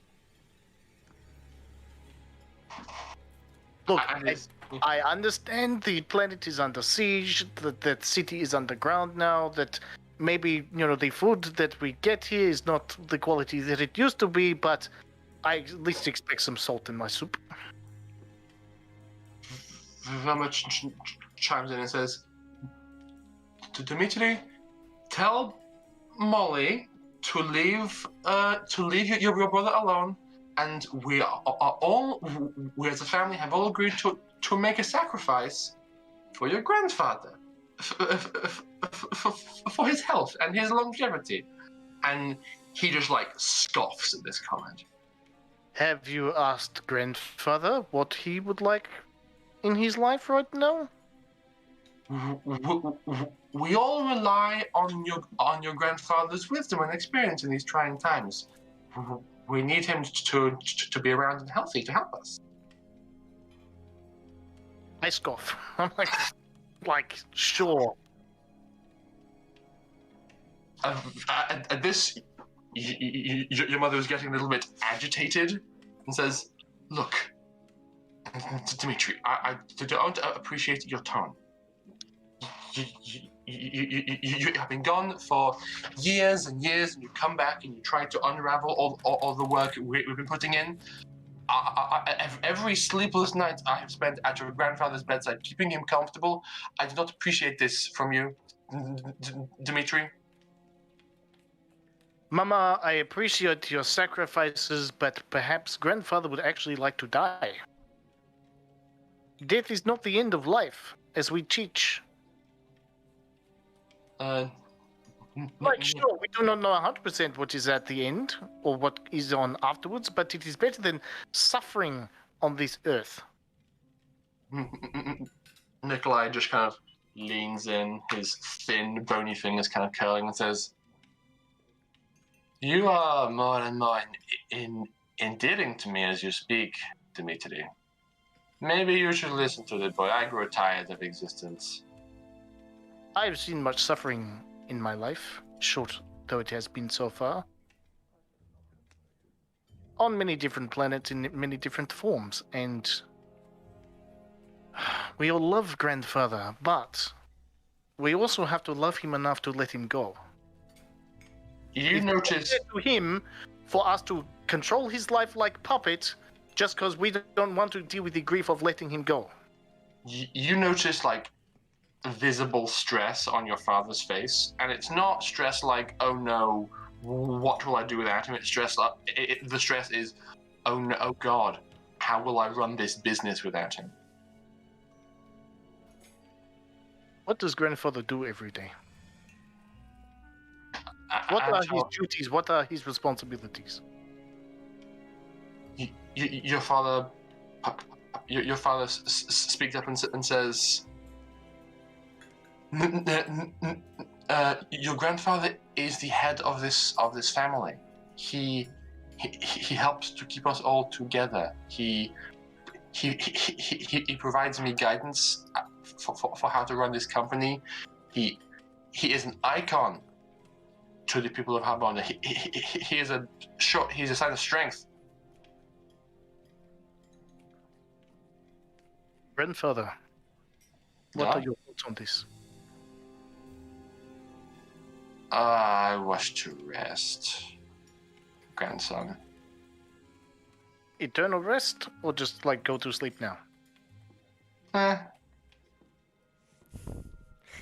Non-committal grunt.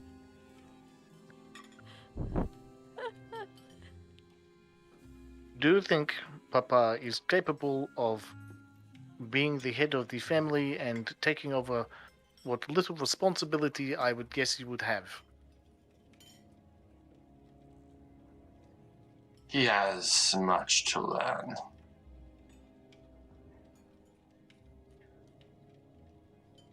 Can he learn it without you? Not well, I guess.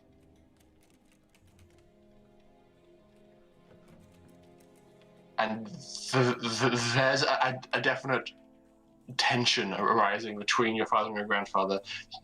You've never really seen them like this before. It's always been very pleasant between the two of them, but you've been privy to how your father treats your eldest brother, and you imagine that if a similar dynamic exists between your father and your grandfather. You know, when I left I was quite naive, and now I'm a lot more worldly. There's a lot of pressure on our dynamics in play elsewhere. Mm-hmm. There's a lot of pressure on the eldest in the family, and clearly your grandfather may have some unrealistic expectations.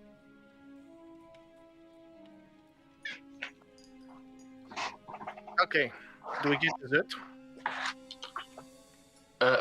Vilma says, we haven't even had the main course yet. Oh, I perhaps thought we were only having 3 courses and this lovely bread was the main for some weird reason. Nikolai says, if that was the case, you can kill me now.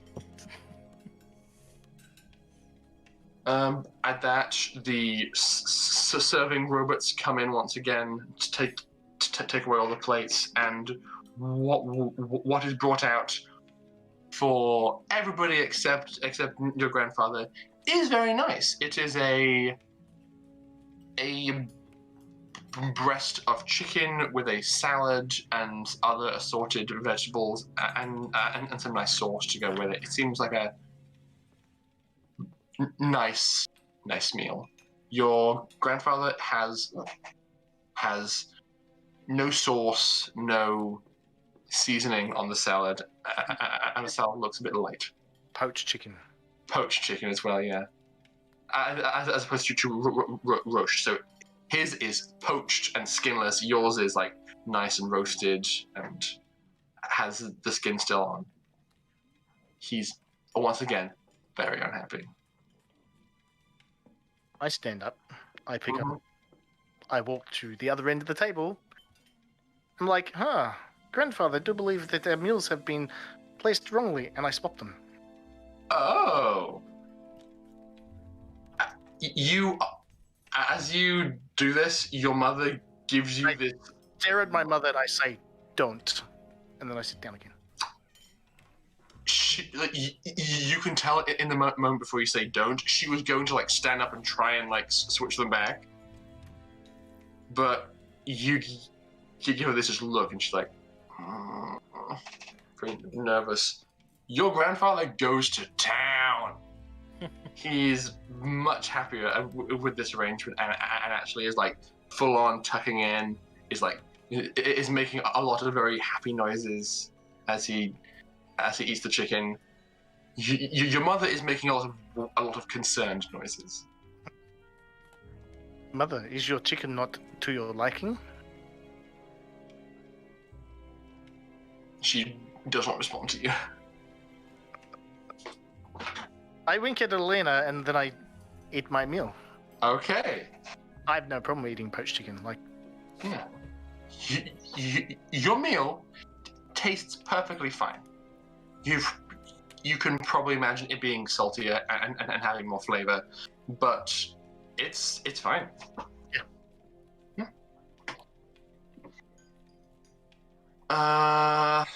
What else is really going on with this family? Hang on a sec. What else is going on with this family? So many things. Like, you're the one who gave me this family tree. And we're like, yeah, I got a whole bunch of brothers and sisters. And I'm like, oh, okay, I guess I have to roleplay all of them. As I'm eating, I'm like, Pavel, how have you been? Oh, I've been having quite a challenging time. He's like, pushes up his spectacles. I've been trying to alphabetize my geode collection, but it's been very difficult deciding which alphabet to use. Use all of them. Nerd. Hey man, leave the man alone and his rock collection, okay? He's allowed to like rocks. Mm-hmm. I believe he's also like, isn't he like one of the contributors to like the technology in Harbonan using the sand? He's in resource management. So basically, there's a team of people who basically make sure that what people need to get things done goes to the right places. Oh, okay. It's post economy. It's just logistics manager. Yes. I can't remember who I was thinking of then. That would be Dima. She's involved in tech. Ah, okay. Again, so many family members. I had to give them all logical jobs. Yeah. For a company that they would have been trained for, and then twist it to make it appropriate for a war. Dima, Da? what have you been up to? Oh, you know, this and that. Got a lot of situations going on. Had a few things gone missing recently in the lab. I'm not really. I'm not overly thrilled about it. And as she says this, there's a very noticeable knife scrape on a plate coming from your brother Stefan, as he kind of gives her a quick glance over the shoulder and then hurriedly begins to shovel food into his face. Stefan, slow down, you'll choke. What? I'm hungry. I had a lot of wines for appetizers. But this is pleasant company. You do not need to shovel your food in. You're not 16 anymore. He slows down but looks over at Dima occasionally in a nervous manner. So Dima, what do you mean is missing from the lab? Oh, you know, I had a few things. Few things went missing here and there. Had some of the sand magnetic system was misplaced. One of our new magnetic displacement missiles, a set of geosmasher armor, things I was trying to work on and improve, you know? I have so hoping, many questions. I'm hoping that they've just been misplaced and that somebody in my team maybe moved around or stored them, but I'm so far not been able to track them down. It's quite a puzzle. Odd. Very odd. What is like geosmasher armor? Like, what is that for? Oh, well, you recall the roof as you came into Lambda? Ah, that is amazing. Have you? Were you something to do with this?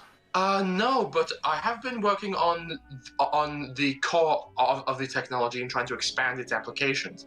I did have a hand. I will tell you, as a pilot, I was like, "What the fuck is going on?" And then all of a sudden, the ground opened and I went, "Ooh." I have had a hand in refining and recalibrating some of the functionality of the Geosmasher armor. Basically, if we assign one Geosmasher to each squad of soldiers, it makes them much more effective. Basically, they're able to use the fine magnetic metallic particles in the soil and use their bodies to shape the soil into useful structures. I have so far it's just been basic things like, oh no, you have to get up high, make a column under your feet, it raise you up. Oh no, we're taking fire. Geosmasher punch the ground, make big wall. People can fire from behind. More safe. Things like this, you know. It is really clever. I know who would love to play in one of those. Two people. My friend Loki, he loves his mech suits and that kind of thing. And Katalina, I reckon she would be quite interested in this as well. Dima says, is that the same Loki who's recently been put on the Harbonan no-fly list?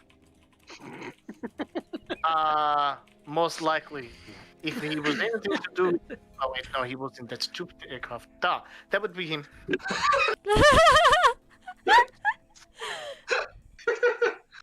He was testing out some weapon or some shit. I do not know all the details. I just know that he was flying around with some kid on his learners who somehow managed to get permission to go outside and then almost crashed into me.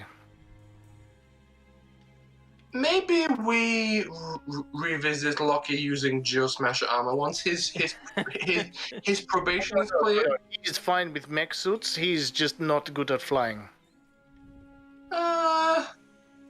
They're different. One is on the ground and one is in the air. If you give him too many X, you fucking lose it. I'm concerned. Maybe I let you play one because you're family, but I'll wait and see how you do before I give him a shot. That? Okay. I will make him very jealous, but sure, why not? At this point, Stefan's mind is racing, and Molly is still curious and nearby. And you, as you're like concluding this chat with Dima, feel like a flash as Molly's influence temporarily connects your mind to Stefan. You see him sitting at the local watering hole, absolutely drunk off his ass. He is rolling around something silly, being very clumsy and messy. So your perspective of the situation is like very swirly and out of control. and as he falls backwards off his stool and like throws some credit chips at the bartender, you see that an access card like falls out of his pocket as he's staggering away. He doesn't really register as an issue because he's so sloshed, but he just staggers away. Cut to a memory where he is comparatively more sober, and he is reviewing the access logs of the door system to Dima's lab after she's reported some break-ins. He sees that it's his ID card that did these, that was responsible for this access at this time, and you see him changing the ID of the card that accessed the doors at that time. So he gave Dima false information to cover his own ass. Spicy. Mm-hmm. Yeah. Maybe not the best thing to bring up at dinner table. So wait, Molly. Stefan lost his ID card. He got knocked off his ass and lost his ID card, and that's why someone broke into Dima's lab with him. Yeah. Yeah, and stole Harbonan proprietary tech that should not be misplaced. No. A large part of why Harbonan has the advantage on this soil is because Yakuta does not understand this technology. And I think that you'd also see is that all of the technology that is based around this has a built-in self-destruct feature. So Katalina's motorbike also has a built-in self-destruct. Should it get in the wrong hands? Mm-hmm.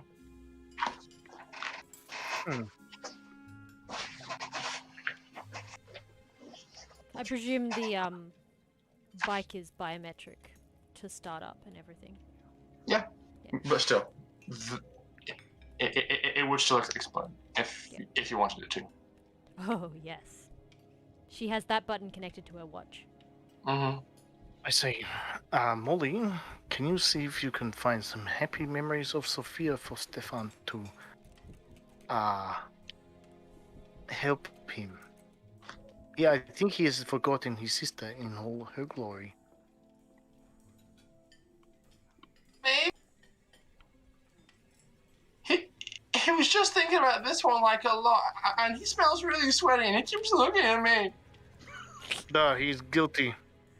He's done something bad, but I will not bring it up quite the way that he is hoping it doesn't happen.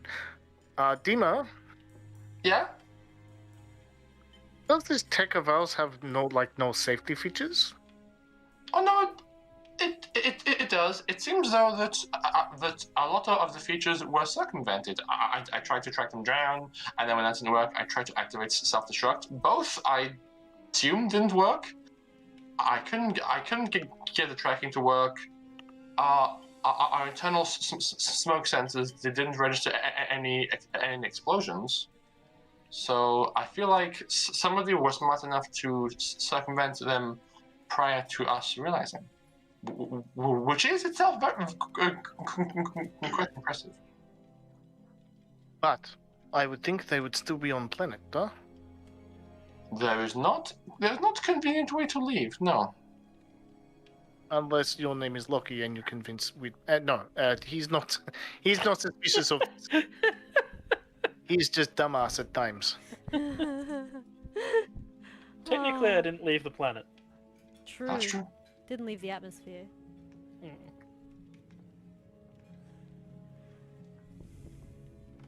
Okay. But I will come see you tomorrow. Okay. If I can work out where your lab is in this weird labyrinthine city that has been built. I know, right? It is a bit complicated. I will give you my elevation and my compass bearing, okay? Sure, that will help. Okay. You feel another twinge from Molly, kind of as everybody is getting towards the end of their mains. After a bit of resistance from Stefan, she is able to make a proper connection, and you feel the memories too of them as young children. This is from before you were born by quite a bit.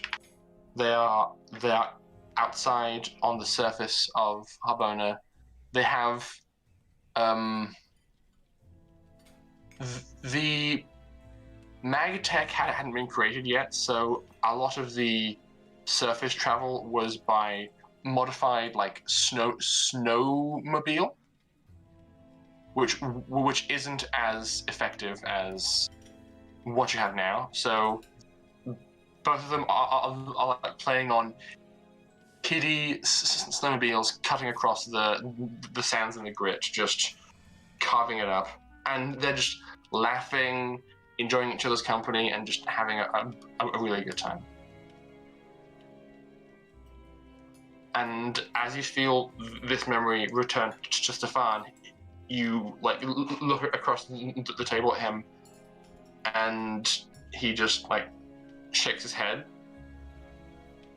grabs his plate, throws it across the room, and hits the door opposite him, kicks the chair behind him backwards, and he stands up and storms out of the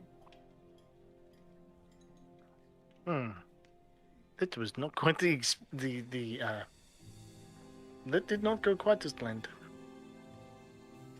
Your mother, Vilma, says, every week.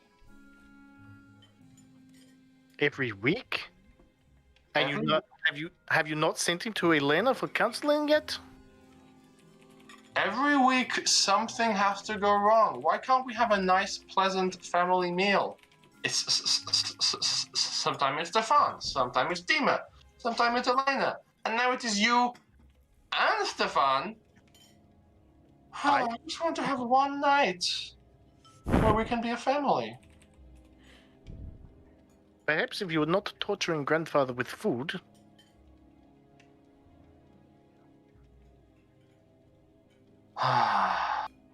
Servants, make dessert to go again. I think we're going to have to call it a night. It's been good to see you, Dimitri, in spite of your difficulties. Hopefully, That's me, difficult child. Always stirring up shit. if you are more willing to behave, hopefully we can see you here again next week. You could see me here tomorrow if you wish. I'm not sure about this behave part. You hear kind of like a combination of murmurings from the entire table. It's like, Monday's not good for me. I've got something on. So it sounds like this is the one day and time a week that everybody can like script together to be in the same place at the same time.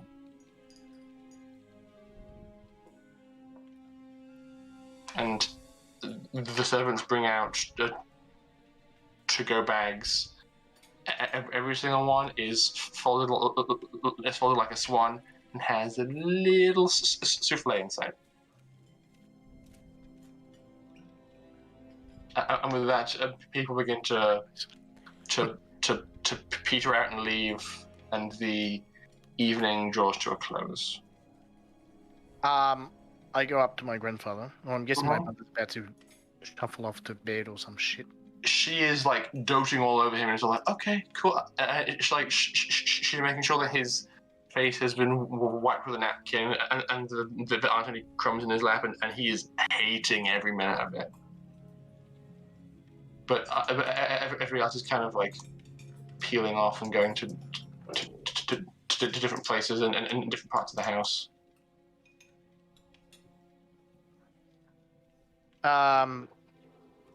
We gotta hydrate. Rude. Some asshole on a motorbike. I probably say, Mama, leave him alone. I'm making sure he's okay. I will make sure that he gets to bed tonight. Just leave him alone. Roll me persuasion, please. That's 6. Because I don't think I have any other skills in persuasion. How's your charisma? 1? No, 0. Okay. She says, no, Dimitri, it's fine. I will take care of him. I've been taking care of him for a long time now. Duh. Can you see how much he loves it? It is what is best for him and for the family. Molly, can you distract my mother so she looks over there for a minute? Can try.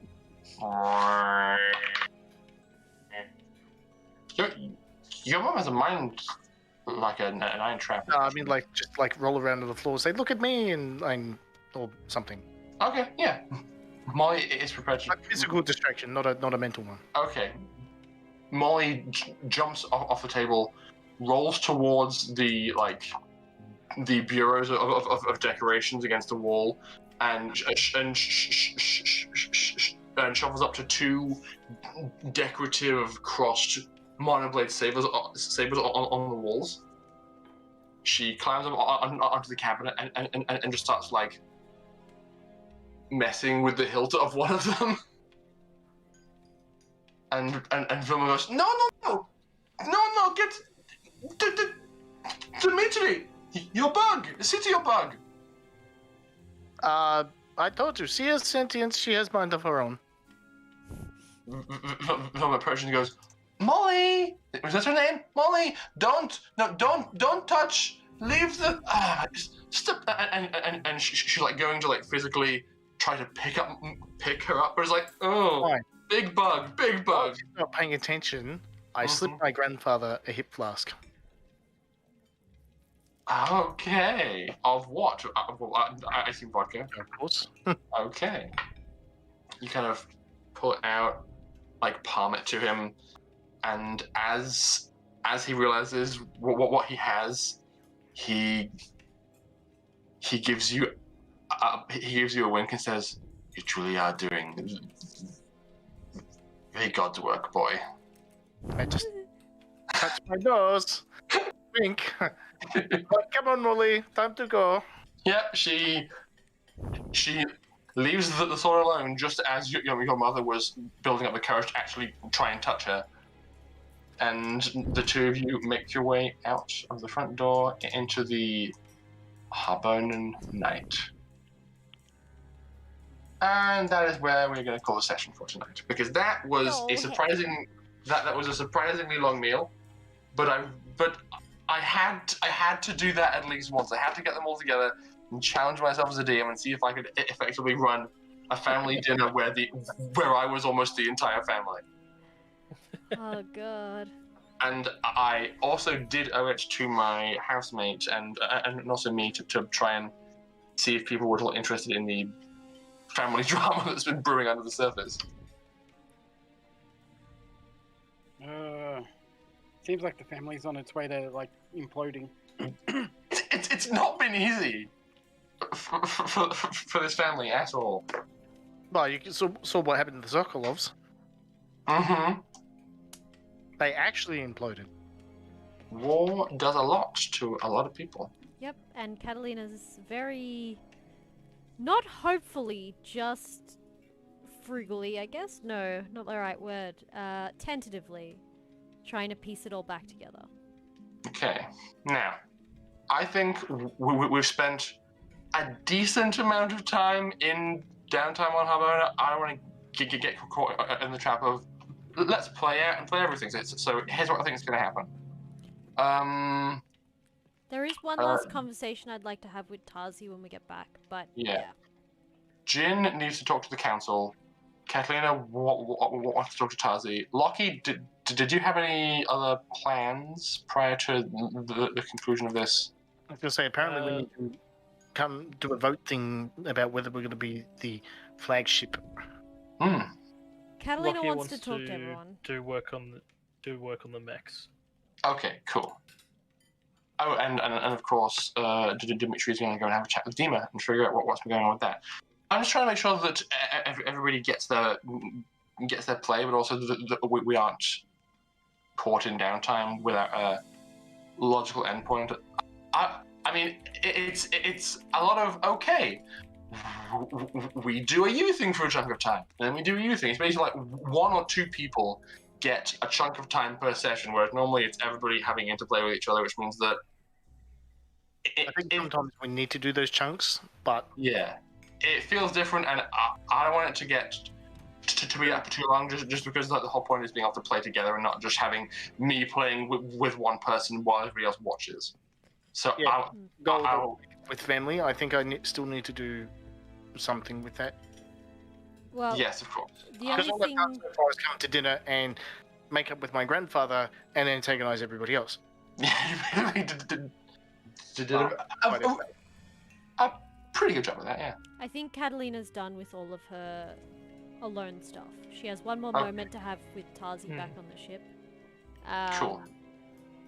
So before they fly back. But other than that, she wants to enlist everyone. So from here on, she'll be interacting with everyone closely. I'll make sure that during the next session, the party have a full-on meeting, have a conversation about their involvement in the Harbonan military, and then from that point on, we can be like, okay, mission time.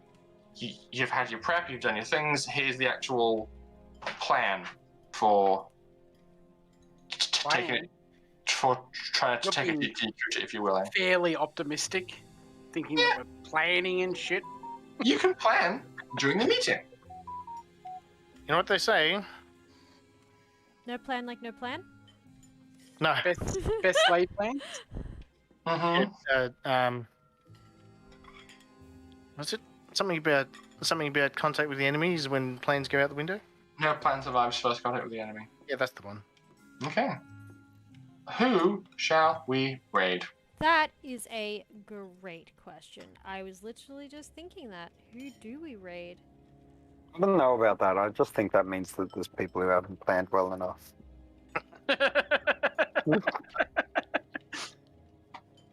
Like, come on, that heist at Crow Castle, that was a plan. To be fair, that was... To be fair, I left spaces open with like half an hour of improvise here, and that was part of the plan. So... Hey, it worked, man. That's great. Love it. What have we got? Wisdom says Nerds of the West, Game Storm is probably scripted. Yeah. Any of these are fine. Yeah.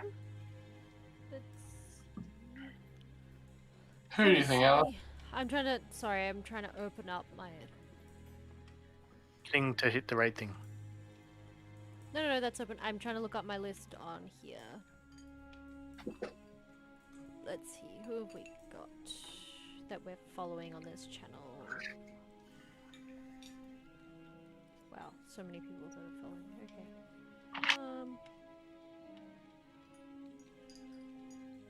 Let's see. I feel like I'm the outsider insider. Mm-hmm. So I should ask, how did you feel about that interaction with your family? Is it? I literally feel like the outsider insider. So I know all these people and I know how they think and I know how they interact with each other, but I've been outside long enough to get a better perspective. I hope I did service to them as individuals and also as a family, because that was a bit of a daunting challenge for me. I noticed some improvisation in there, which was pretty good too. So thank you very much. I had some prep, but as is my way, I'm always flexible. Some of that you have to do on the fly because you have no idea what I'm going to say. Absolutely, because I never intended for poor Elena to be a not very qualified therapist, but it was funny. So I She's just not ethical. She's not a very ethical therapist. Maybe she's a sex therapist. She hasn't said what kind of therapist she's. That's true. Okay, Alice, where do you think we're going to go? Unpack that. We have options. We can either raid someone we know. I have a few people on my personal list we could raid. Jin has suggested that we raid Puppy or Clava, depending on who you know him by. He's someone that lurks and hangs out with us and myself. He hangs out in my streams and he's been lurking and hanging out here as well. But he's also streaming, so we can also raid him. He's playing some Valheim, building a castle, from what I can see. Okay. Yeah, cool. Why not? Yeah. Task. Let's give him some love, shall we? Yeah, sure. Let's do that. Let's raid. Okay. We will be back this Sunday for some downtime with Ash. Yes. Oh my goodness, I'm kind of scared. I have too much to do as a wizard, but I'm trying to be realistic. Storm has literally nothing to do. She's such a happy-go-lucky character. 100 push-ups a day. Yeah, literally, she's just gonna be training, causing That's not particularly strenuous training. Causing a fuss with Thog, more like it. Okay. Before we end stream, I must add that command that's been. Edit that. So we now have 2 drama llamas. And the last one was donated by Me. you. Funny because I think at this point we've almost had more donations by players than we have by the audience. Because the players they're are too not allowed busy to... making us hydrate. True. And voting for fucking grav tanks. Oh, dude. Do you want to? Okay. No, that was I was Ash. gonna say, I'm pretty sure most of those votes were Ash though. Yeah, there was. What did you do? There was a vote? Nothing happened, Rory. No. He doesn't know. He doesn't know. I can't hair flip. My hair's in a bun. I'll. Ow. Hair flip.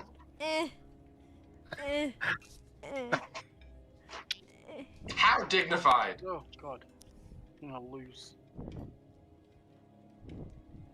Raid. All right, yes, we're raiding. All right, thanks Shut everyone up, for hanging out. everybody. I'm gonna throw us over to our end screen. Please, show Clava our love and all of that jazz. And all that jazz. Bye. Gotta bruise my knees and pull my stockings down. All right, be right back. No, wait, no, we'll see you next week on Sunday, later in the week. See you Sunday. Sunday. Jesus Christ, I'm a wreck. All right, see you folks. Bye.